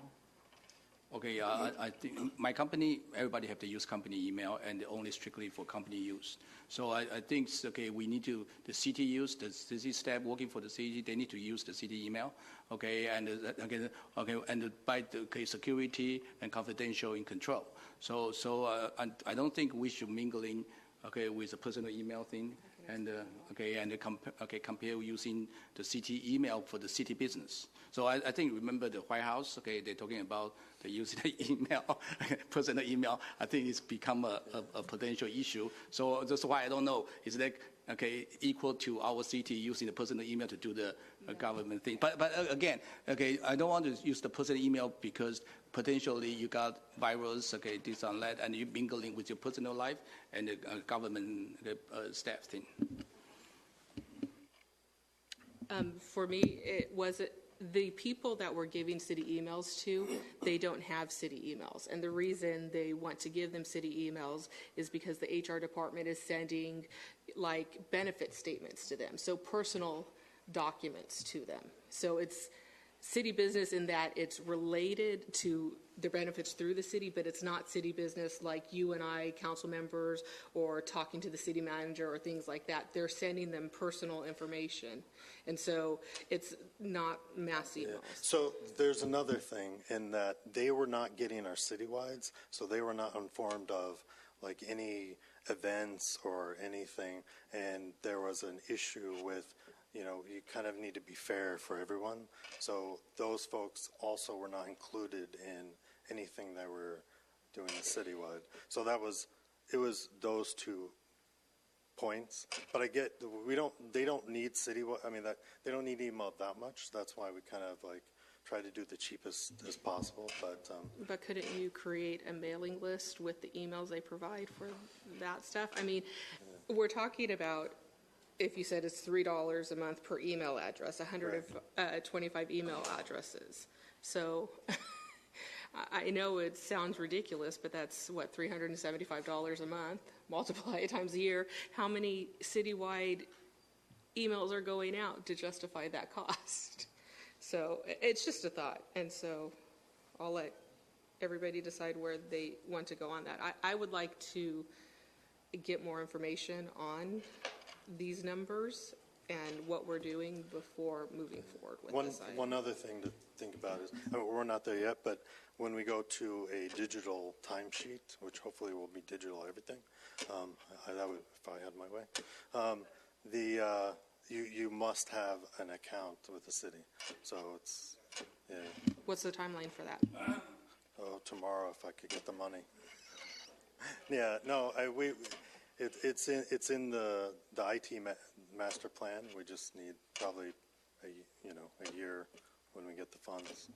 So will $375 a month for the next 12 months get you closer to the software you need to go all digital? No, not really. So what's your pleasure if we want to have a little bit more information brought back before we can? What's the sensitive? Does this have to be passed tonight? Can we bring it back at the next meeting with a little bit more information, or what's? Well, so the reality is this stuff was already purchased a year ago, so it's not Okay. Okay, I'll make a motion to move the item forward. Okay, second. Okay, we have a motion and a second. We have a roll call, please. Councilman Castellanos? Aye. Councilwoman Lopez Viado? Aye. Councilmember Shoemaker? No. Mayor Pro Tem Wu? Aye. Mayor Johnson? Aye, passes 4-1. Okay, now item number 7, which is pulled by Councilwoman Lopez. Mr. Mayor, this Yes. item involves our contract with the city, so I'm going to step out for this. Okay, yes, please.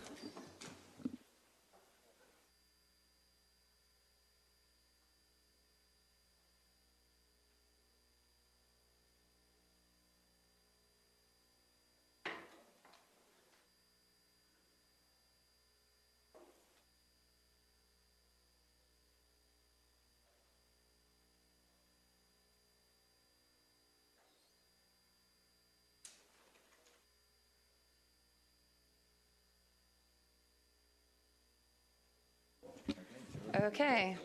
So for this, I know this law firm and that we're giving this law firm a last chance to prove themselves. I just wanted to clarify the termination clause, that it is at will, and I just wanted to verify that no time frame is needed when giving a written notice.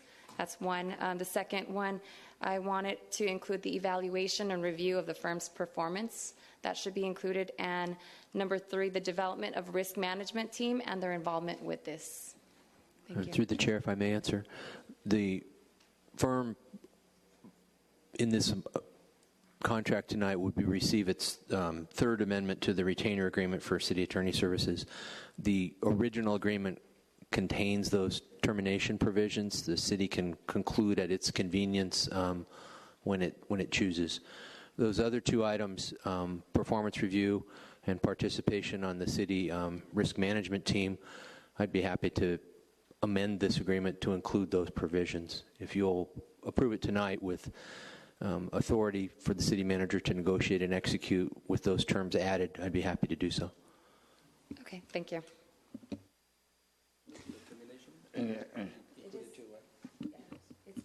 It's on there. Yeah, okay. I just want to clarify for the community. When it says third amendment, it doesn't mean they've screwed up 3 times and we're giving them an extra chance. This means their first agreement expired, so we renewed it. That's the First Amendment. The time frame expired again, and they changed the city attorney, so that's the Second Amendment. It doesn't mean that what may be going on behind the scenes with changes and things like that, they may be on their, this will be their third strike and done if something happens. But in terms of what's going on here tonight, this is just approving the change in the city attorney and extending their contract term. So that's why it's called an amendment. So that's it. I motion to approve I'll with second. those amendments. I'll second with the amendments that we make. Okay, may I have roll call, please? Councilman Castellanos? Aye. Councilwoman Lopez Viado? Aye. Councilmember Shoemaker? Aye. Mayor Pro Tem Wu? Aye. Mayor Johnson? Aye, passes 5-0. That's the end of our consent calendar. We shall move to our hearing now, the appointment of the Finance and Audit Committee members. I know we have 2 of the members here before we go to the report first, and then we'll call them up. Mr. Mayor, before we started, maybe, they have a community member, I think the chair of Audit Committee, Audit Finance Committee, Marsha Solorio, mentioned about, do we change any way to, because sound like, so maybe you want to answer, do we have, so maybe you can, okay, good, okay. Yes, through the mayor, if I may. the chairman of our committee is correct as regards the posting of the vacancies. Under state law, under the Matter Required Notice Act, the city is required to do certain things, and those were done in this instance. The vacancy was posted as state law would require in a legal notice, and then also on the notice board, the first floor bulletin board by the elevator. It was also noted on the Finance and Audit Committee's webpage, and then the actual no compensation job opportunity was posted on the city's NeoGov, and these 2 vacancies were advertised for more than 30 days. I guess the question is, could we have done more? The answer is certainly we could have, and I'm happy to commit to more broadly disseminating these opportunities as they come up in the future, but it's sufficient under state law for you to act on it tonight. We did receive 2 applications, and both of those applicants are present. One of them is an incumbent, and the other one is a new member that's eager to serve. So that completes my report. Yeah, thank you. Okay, I think the question is it any different than previous years of the way how we try to recruit our commissioner? To have any difference? The city clerk informs me this is consistent with the way she's handled these previously. So basically everything the same like previous. We try to recruit our commissioner. We don't have any difference. Since I've taken office in January of this year, yes, this is consistent with the way I've done it. I know no other way to do it. Yeah, thank you. Okay, if there's no other question, I'd like to have call the applicants one at a time. Go up and tell us about themselves. Donna Chia.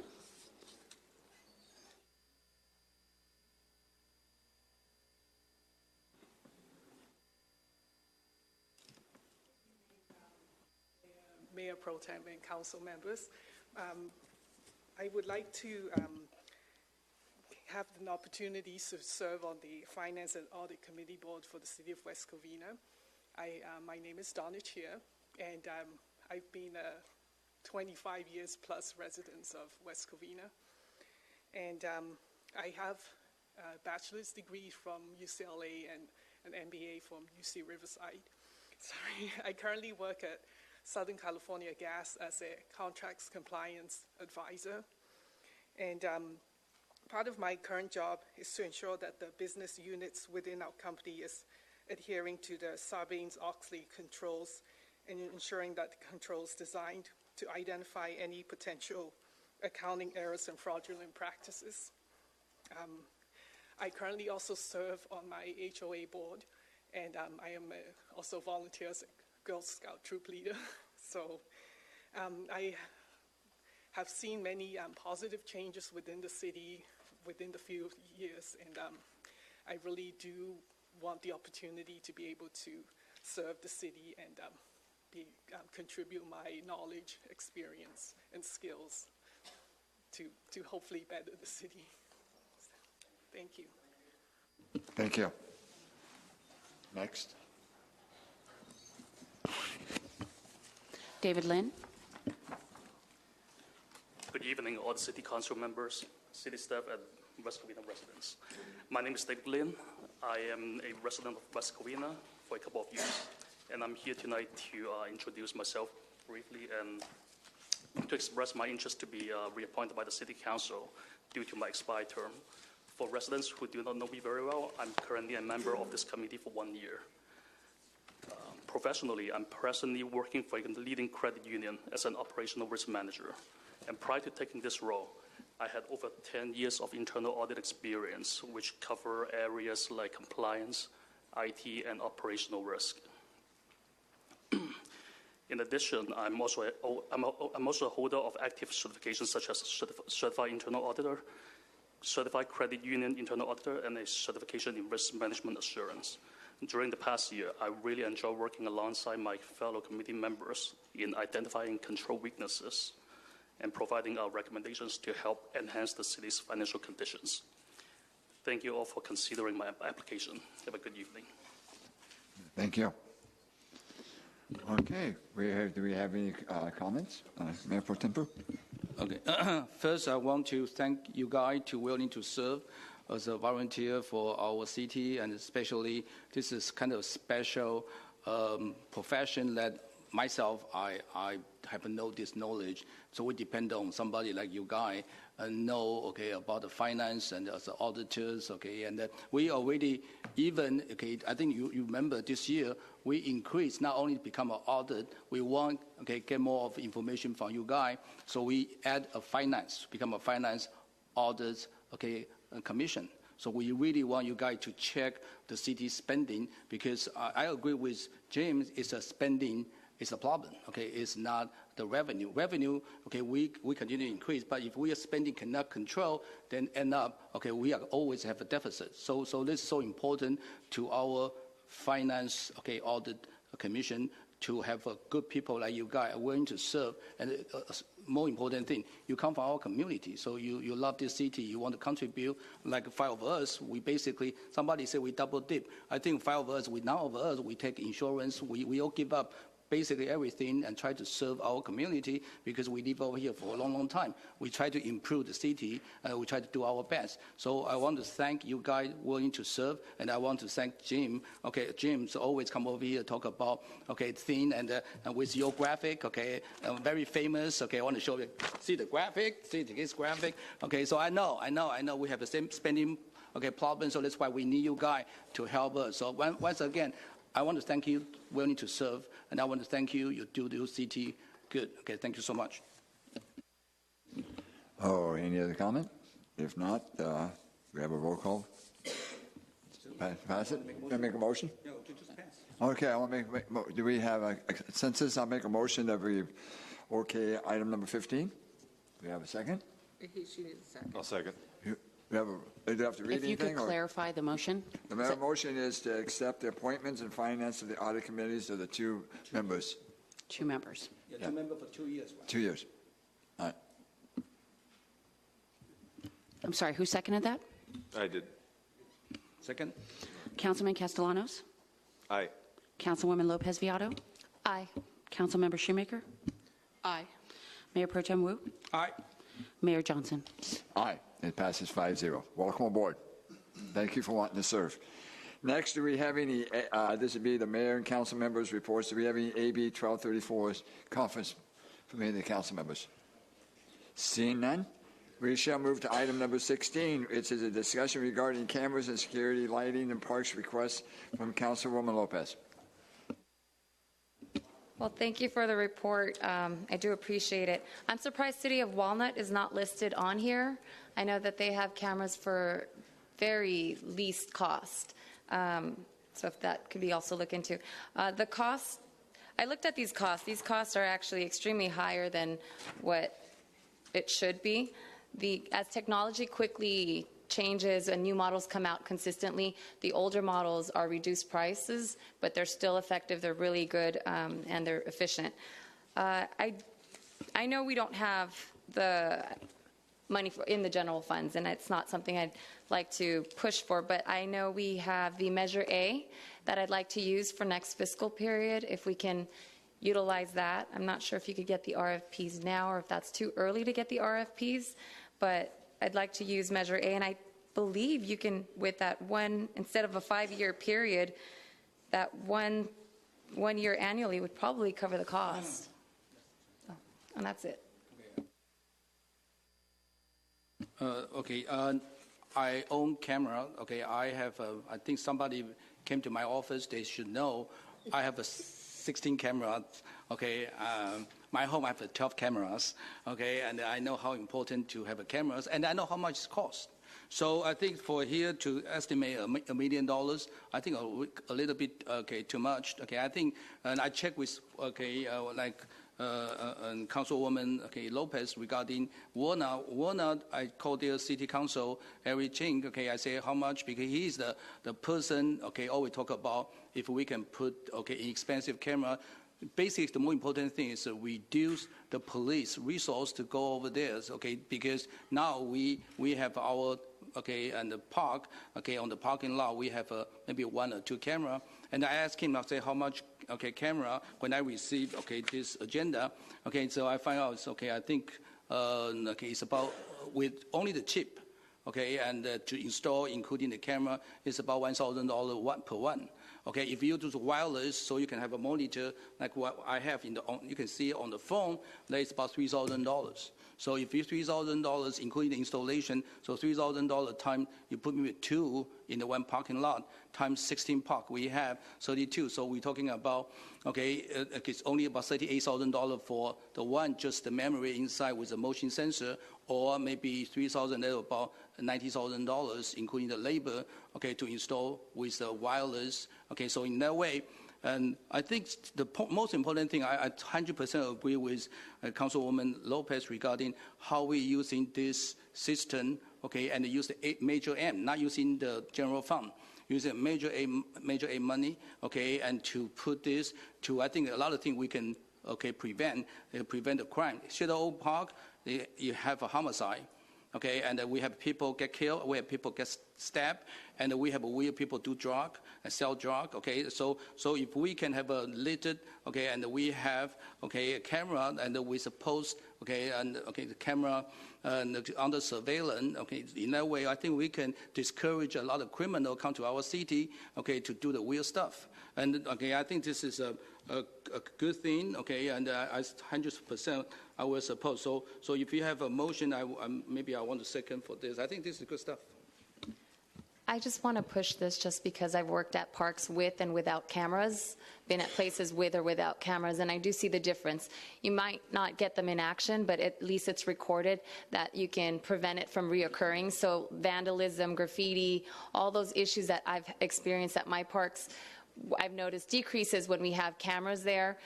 You don't necessarily have to monitor it 24/7. I mean, we have at one park in the facility, in the office, they have all the cameras there. I do remember an incident when, you know, one of the teens came in and said, oh, this guy's following me. We just quickly reviewed it and like that one, and we made sure staff went. So the camera, they weren't monitored 100%, but when we need to, or if we're already in the office, we view it, it's there. If we need to review any incident that occurred, things do happen. A lot of bad things do happen at parks, unfortunately. At least this way we can prevent from reoccurring constantly, and it's prevention, crime prevention, and, you know, bad behaviors shouldn't continue there. So I really would like to highly push for the safety of our residents. Thank you. I do support this moving forward, but I think what we need to do when we do the studies on them, the best place for the cameras. I think basically a camera right at the parking lot, sometimes that's not going to be the best, might not be the best place for it. Might see one there, one someplace else. So most if they're going to do crime, they're going to be doing stuff. They're not going to be doing it right there in the parking lot. So I think if we're going to do this, we need a good study on it to make sure if we're going to implement cameras, where they're the best place for them to be. It's interesting, on Facebook the other day, somebody posted a picture of Walmarado Park and said, wow, what an amazing difference in the year. You know, it's kind of funny. We don't have to look to LA to find an example of what works. What happened at Walmarado is West Covina Unified, while I was still on the board, took our fields back. We put a fence around our fields. We put lights up. People doing drugs in a park don't want to be around all the construction. They don't want to be around the lights that are still up. So it seems like a very easy, no-brainer solution to an issue. If you put lights out there, you can't hide, you can't sleep, you go elsewhere. And so I look forward to the proposal on how to use Measure A funds to move forward with this. I think cameras are great. I think it's easy to even start with the lights. So I move direct city staff to release an RFP for cameras for city parks, outlining scope. I'll second it. That was the cameras and lighting, right? Cameras and lights. Okay. Can I ask just one clarifying question? Because at the beginning of your comments, you mentioned asking if it was too early to go out for an RFP based on when we'll receive the Measure A funds. And so I would like an answer to that, just so we know if we have to do one or two on the recommendation. Sure. Usually there's a time limit on when RFPs or the bids are valid for, so we wouldn't want to go out right now as we're looking to use this fiscal year for Shadow Oak improvements.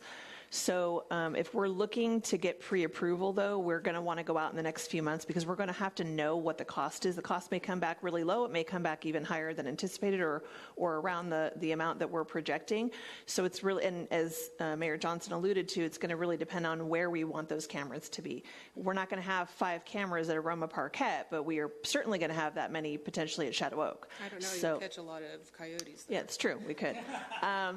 So I think it's going to depend. We may want to get a ballpark, and in the RFP, we can always stipulate that we're not planning to do construction for, X amount of time, and so maybe that will hold people at bay in terms of holding good on their price. And a lot of times we can go back to people and say, we're looking to implement this at X time, and they're usually fine with that. I know we're spending some funds down at Shadow Oak Park. Is there any way to include lighting and cameras? What funds do we have available? Can we look at maybe adjusting plans to include those so we can at least get that park covered?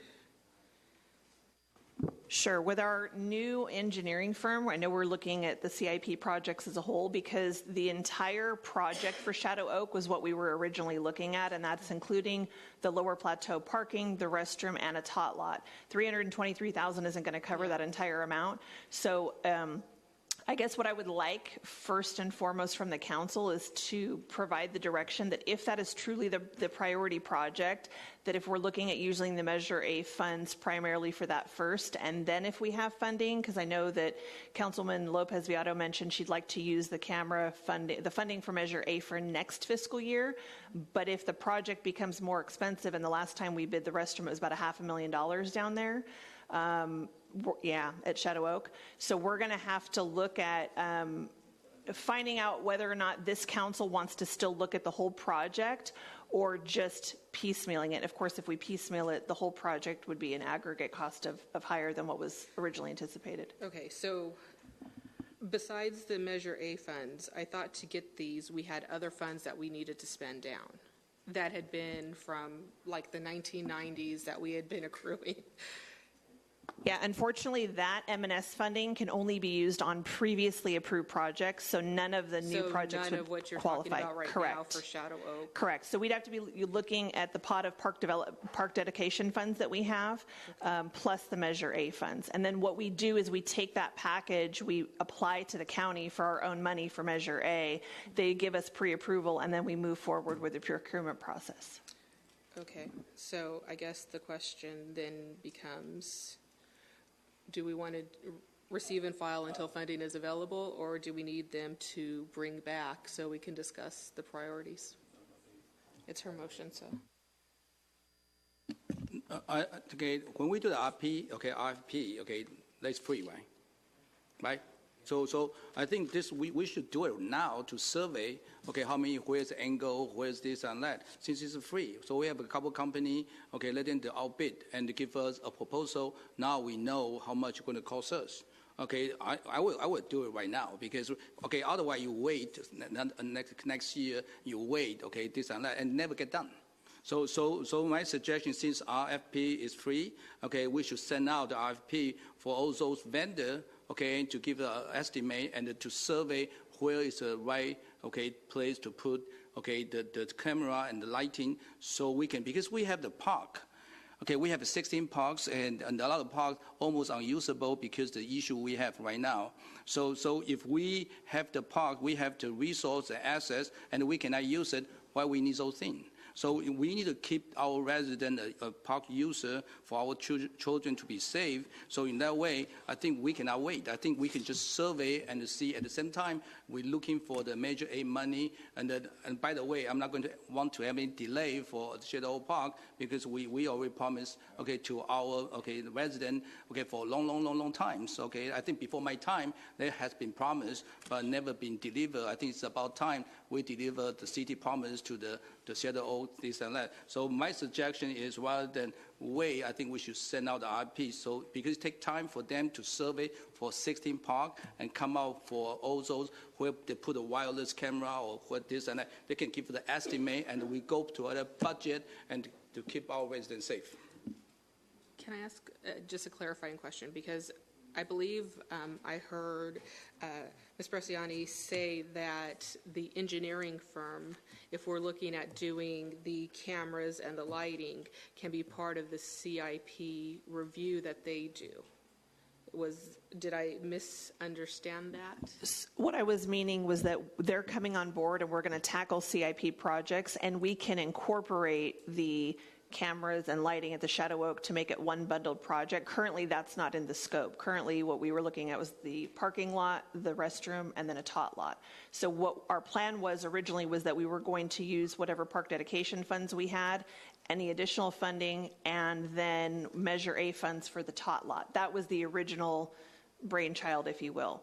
But if we don't have all of the funding source available, we're going to have to figure out how we fund it. Okay, and then as part of the new engineering company's scope of work, can we have them do all the other parks? Because my concern is if we don't have funding for 5 years, the RFP prices mean nothing. And so, and I don't want this to take that long anyway. So is that part of their scope of work or not? I think that would be a question for Mr. Carmody. Oh, one of their major first projects will be to go into that closet called CIP and to figure out what's in there and to organize it, because the delivery of the CIP projects is an area that we really need to do much better. And so I've already had several conversations with the incoming city engineer about how returning to council with the CIP program will be his highest priority. I'm not really understanding the cameras as the council's desiring them to be a major project. So, but I'm trying to find the solution between putting an RFP out when we don't know when we're going to have the funds to do it versus do we have somebody in-house who, as part of the development of the plans for these parks, because all of our parks need something, that as they're going through the CIP process and looking at our city, they include that we want at the parks cameras and lighting or the recommendation to make them more secure. So is that part of their scope? Would that be an additional charge? Because if so, then it would be worth going out for an RFP. But I don't know how many people are going to respond knowing that we don't know when the project will start. yeah. I believe it's the latter. I think we can direct them to include this as a project in the CIP and explain to them that it's a priority and let them return with a plan. The idea about getting an RFP is probably the least difficult part of this process. So you're saying that TransTech should be able to do it without us going out for RFP at this point? I believe they will, and if we do need an RFP, I'm suggesting that's really not the tough part. Okay.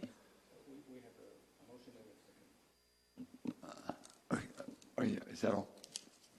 Okay, so my recommendation would be to amend your motion to direct city staff to contact TransTech first to see if they can, as part of the CIP process and their assessment, get us the cost and feasibility and their recommendations for installing cameras and lights at the parks. And if for some reason they're unable to do that, direct city staff to do an RFP. I'll second that. She amended her motion. I amended my motion. Thank you.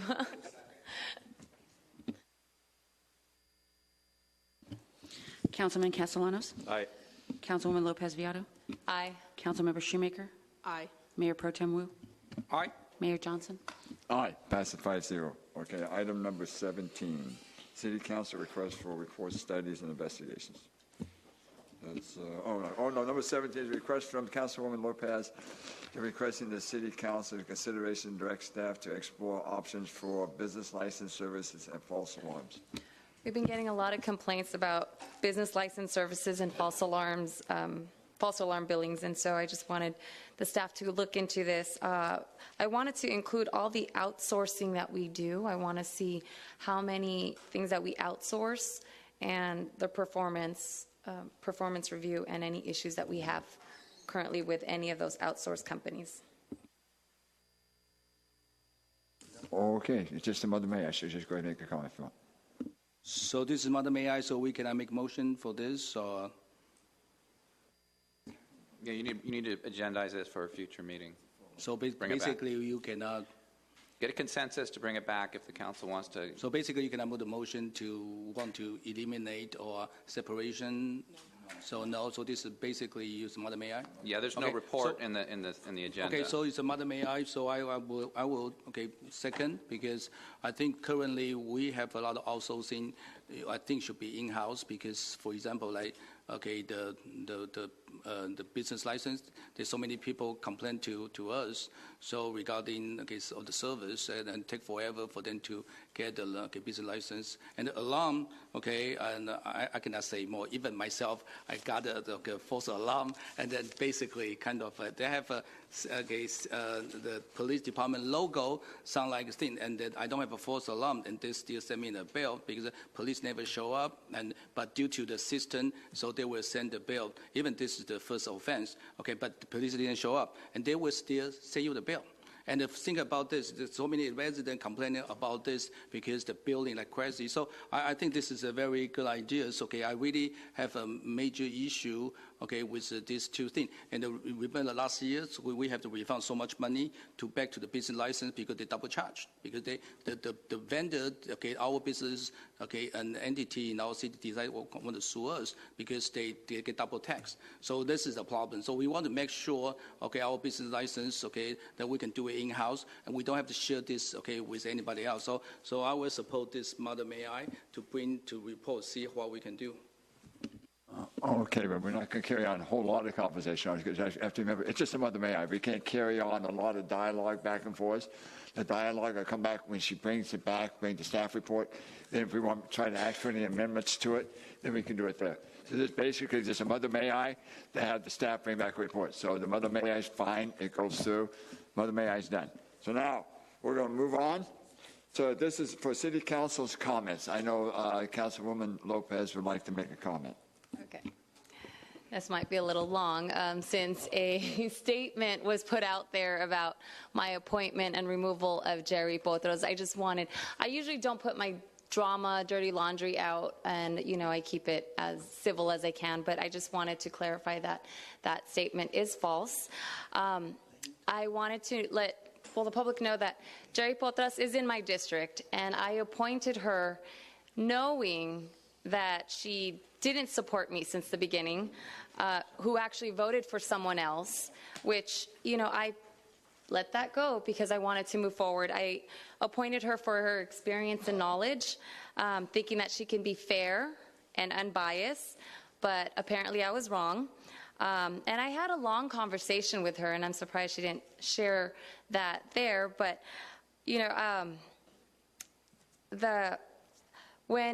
even though I don't mind, they can say things and, be against us or so forth, but I removed her, and I told her why I removed her. She sits as an HR commissioner, and whenever she gave her opinion publicly on an HR personnel issue, that crosses a line as an HR commissioner.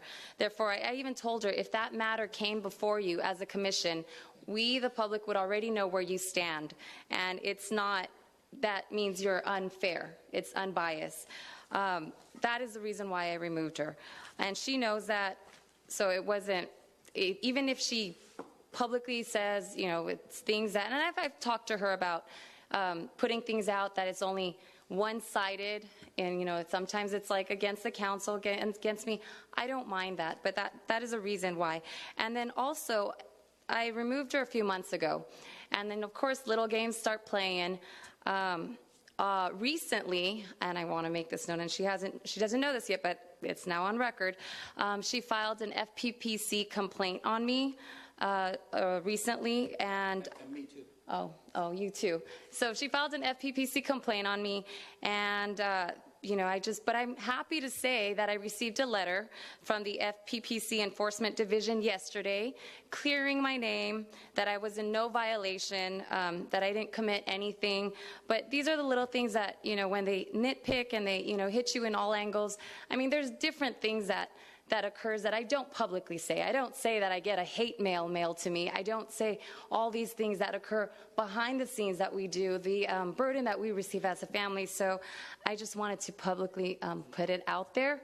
And we do our best what we can. We try to be fair. I try to take and I listen to all sides, you know, whether they are in agreement or agree or disagree with me. I don't mind taking any, you know, information, or I'm open to anybody, and I still give her that leniency. I'm open. She's more than welcome to come and talk to me, or any of the residents, matter of fact. They can email me, call me, or anything like that, but I just wanted to state that since that was made about me. So other than that, thank you, but I'm cleared. FPPC, investigation, all that stuff, I'm cleared. No violation of anything. So just for that record, thank you. I just want to make a comment. I just received word that Planning Commissioner Vin Kennedy just left USC, and his cancer is back, and it's really aggressive. He's going to be having surgery within the next 48 hours. So we just want to send our prayers out to him and his family. Okay? Okay, I have a quick comment, hopefully not too long, maybe half hour, so you guys. Okay, 5 minutes, okay. So I want to follow up, okay, Councilwoman. Okay, countdown clock, 5 minutes, okay. Man, go back. Okay, so, no, thing is this, I think we chose to be here, okay, to represent our resident, and what we're trying to do is do the good thing. And I think, okay, a lot of our rivalry, okay, they have a different ideology, okay, but I think what I'm saying is this, okay, we all try to improve our city in a different way, okay, and I want to thank, okay, all our council members, okay, and including Lloyd Johnson too, okay, so we all try to improve our city. I think we work very hard, okay, and as for people try to, okay, nitpicking, and they sue me more than one time, okay, I never mentioned about this, about FPPC. We went to China, okay, remember, okay, and it's all paid by the government because it's a city, and they complain about FPPC that, okay, potentially I have a rivalry and taking some people money, this and that. It's all not true, okay, and it's been clear because it's a government invitation, it's a sister city, it posts everything on the Facebook regarding nothing but just meeting. So again, okay, I want to follow up. How many minutes I have? Okay, so they stopped already? Oh, man. Okay, 3 minutes, okay, but no, I'm done. But I just want to share with the resident, okay, this is something, okay, sometimes tough because you see all the attack, okay, but again, I want to, okay, commend you guys, okay, and take all those, okay, criticism, and you guys all hang it, and I think we are trying our best to do the good job, and I want to thank all the council members and try to stick over here, and including all the planning commissioner, okay, our community service commissioner and HR, because they all volunteer. None of us get paid a lot of money. I think we only get paid a couple $100, okay, and then again, but our donation coming out even more, and we don't even, people say we double dip, okay, we don't even have insurance, we don't have a car allowance. I think we give up everything because we don't want to burden the city. Here, we just want to serve, and hopefully we can help our city back on its feet, and we can help our residents have a better life, and that's how our, okay, commitment is. So I want to thank, okay, our, okay, councilwoman Lopez. It's kind of late. It's 12 o'clock already. Okay, it's midnight, but thank you so much for all you guys' help, and I think continue to help our city improve. Thank you so much. And just for the record, you know, people say, oh, you get paid. It's a small stipend. And actually, my family tells me the amount of hours you put in, you're like making 25 cents an hour. If that, sometimes you're negative. So, you know, the hours we put in behind the scenes, you know, lots of emails, phone calls. I mean, you could even ask the residents that I spend time with. It's a minimum of 1 hour.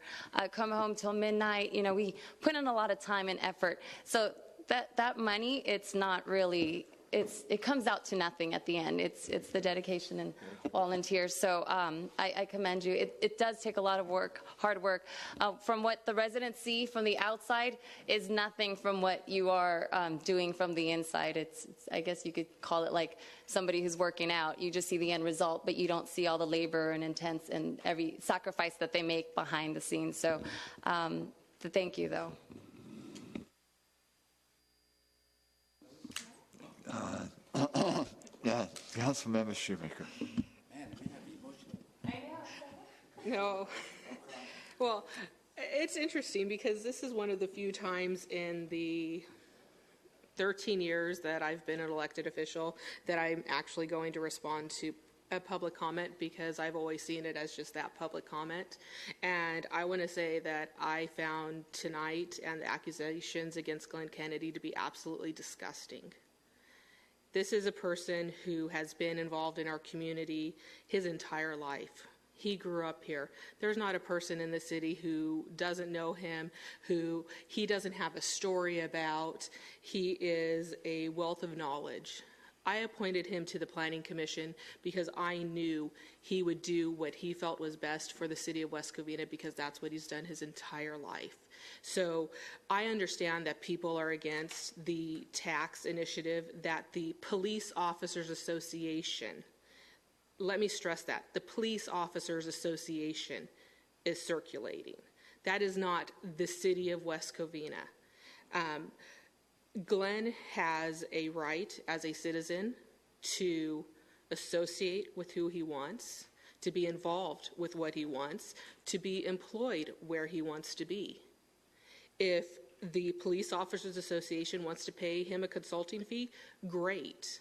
You know, a resident who just happens to be my father got up here and pointed out Glenn would have to recuse himself if the Police Officers Association or the Firefighting Association were to come before the Planning Commission. That's the only time he would have a conflict of interest. I very seriously doubt that the Police Officers Association is going to be asking for a variance on on the police department, City Hall, anywhere else in the city. So go ahead, attack the tax initiative, but how dare you attack this member of the community who is just doing what he thinks is best? And if anybody who got up here and spoke about him had paid any attention to him, they would have known he's wanted this tax for years. Years. So, again, attack the initiative all you want. As for where I stand on it at this point, none of your business. And I say that because this tax initiative is being put out by the POA. When and if they gather enough signatures, then I will share where my opinion is. This is for the community to decide, not me. I'm not going to influence people who may decide to vote in support of it, sign the petition or not, based on my name. This is a Police Officer Association and West Covina Fire Association initiative. That's why it is not before us. It is not an issue for us at this time. So, that said, thank God you guys appointed me. I so appreciate it. But I do have a couple items that I wanted to circle back around to. Overnight parking keeps being mentioned, so I would like a report on that. And this circles back to my request at the last meeting regarding Gonzalez. I know that there's legislation out there right now dealing with this issue to allow RVs to park for like a week and not have to be moved, especially if people are residing in them, and not be ticketed, towed, and also limit what the cities can recover when they tow vehicles and impound them. And so this goes back to, I want to know what our lobbyists are doing and develop a lobbying plan, rather than just sending a blank check for a report that could come off the League of California Cities websites when you look at their hot topic bills. And let's see, I still have not received the lighting and maintenance agreements, which I think I've been asking for 6 months now. The report on the timeline of how long it takes projects to get from start to finish through our building and engineering departments, I haven't received. And then also, a less important thing, I know we do roll call because there was an issue with council people not answering. Can we bring back where we can just say all in favor and, you know, and have a city council person, if they want to, ask for a roll call, which is normal procedure? Well, that's mainly if the mayor can do that. Okay. Okay, so we can. That's up to the mayor. So if that's you guys' request, I don't have a problem with it. Okay, sure, we can do that. I like one by one. I like to say aye. Okay, and those are the only ones I remember tonight. I know there have been other Mother May I's throughout my time on the council, but that's all my brain's willing to work on right now. Oh, one other thing.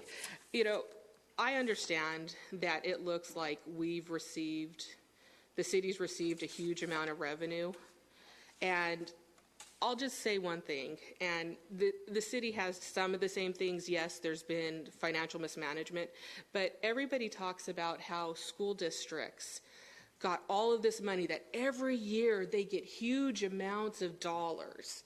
And what nobody understands is, as of 17-18, that was putting school districts back at their 2007-2008 funding levels. So school districts weren't getting extra money. They were getting money that we were cut year after year after year after year. The city lost redevelopment, and we can talk about whether some funds that were in redevelopment should have been there, back and forth all day. The simple fact is the city lost a lot of that money. The city, with the crash of 2008, lost sales tax revenue and everything else. So there is a lot that goes into the numbers where they're at.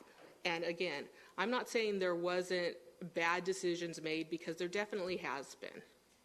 But on the same token, this is a new council with new ideas trying to get this straightened out for the city. And I would hope that they would give us longer than 6 months and one budget to do that. So, thank you. I just like one little fast comment, and I'm done. And I want to thank Councilwoman Shoemaker.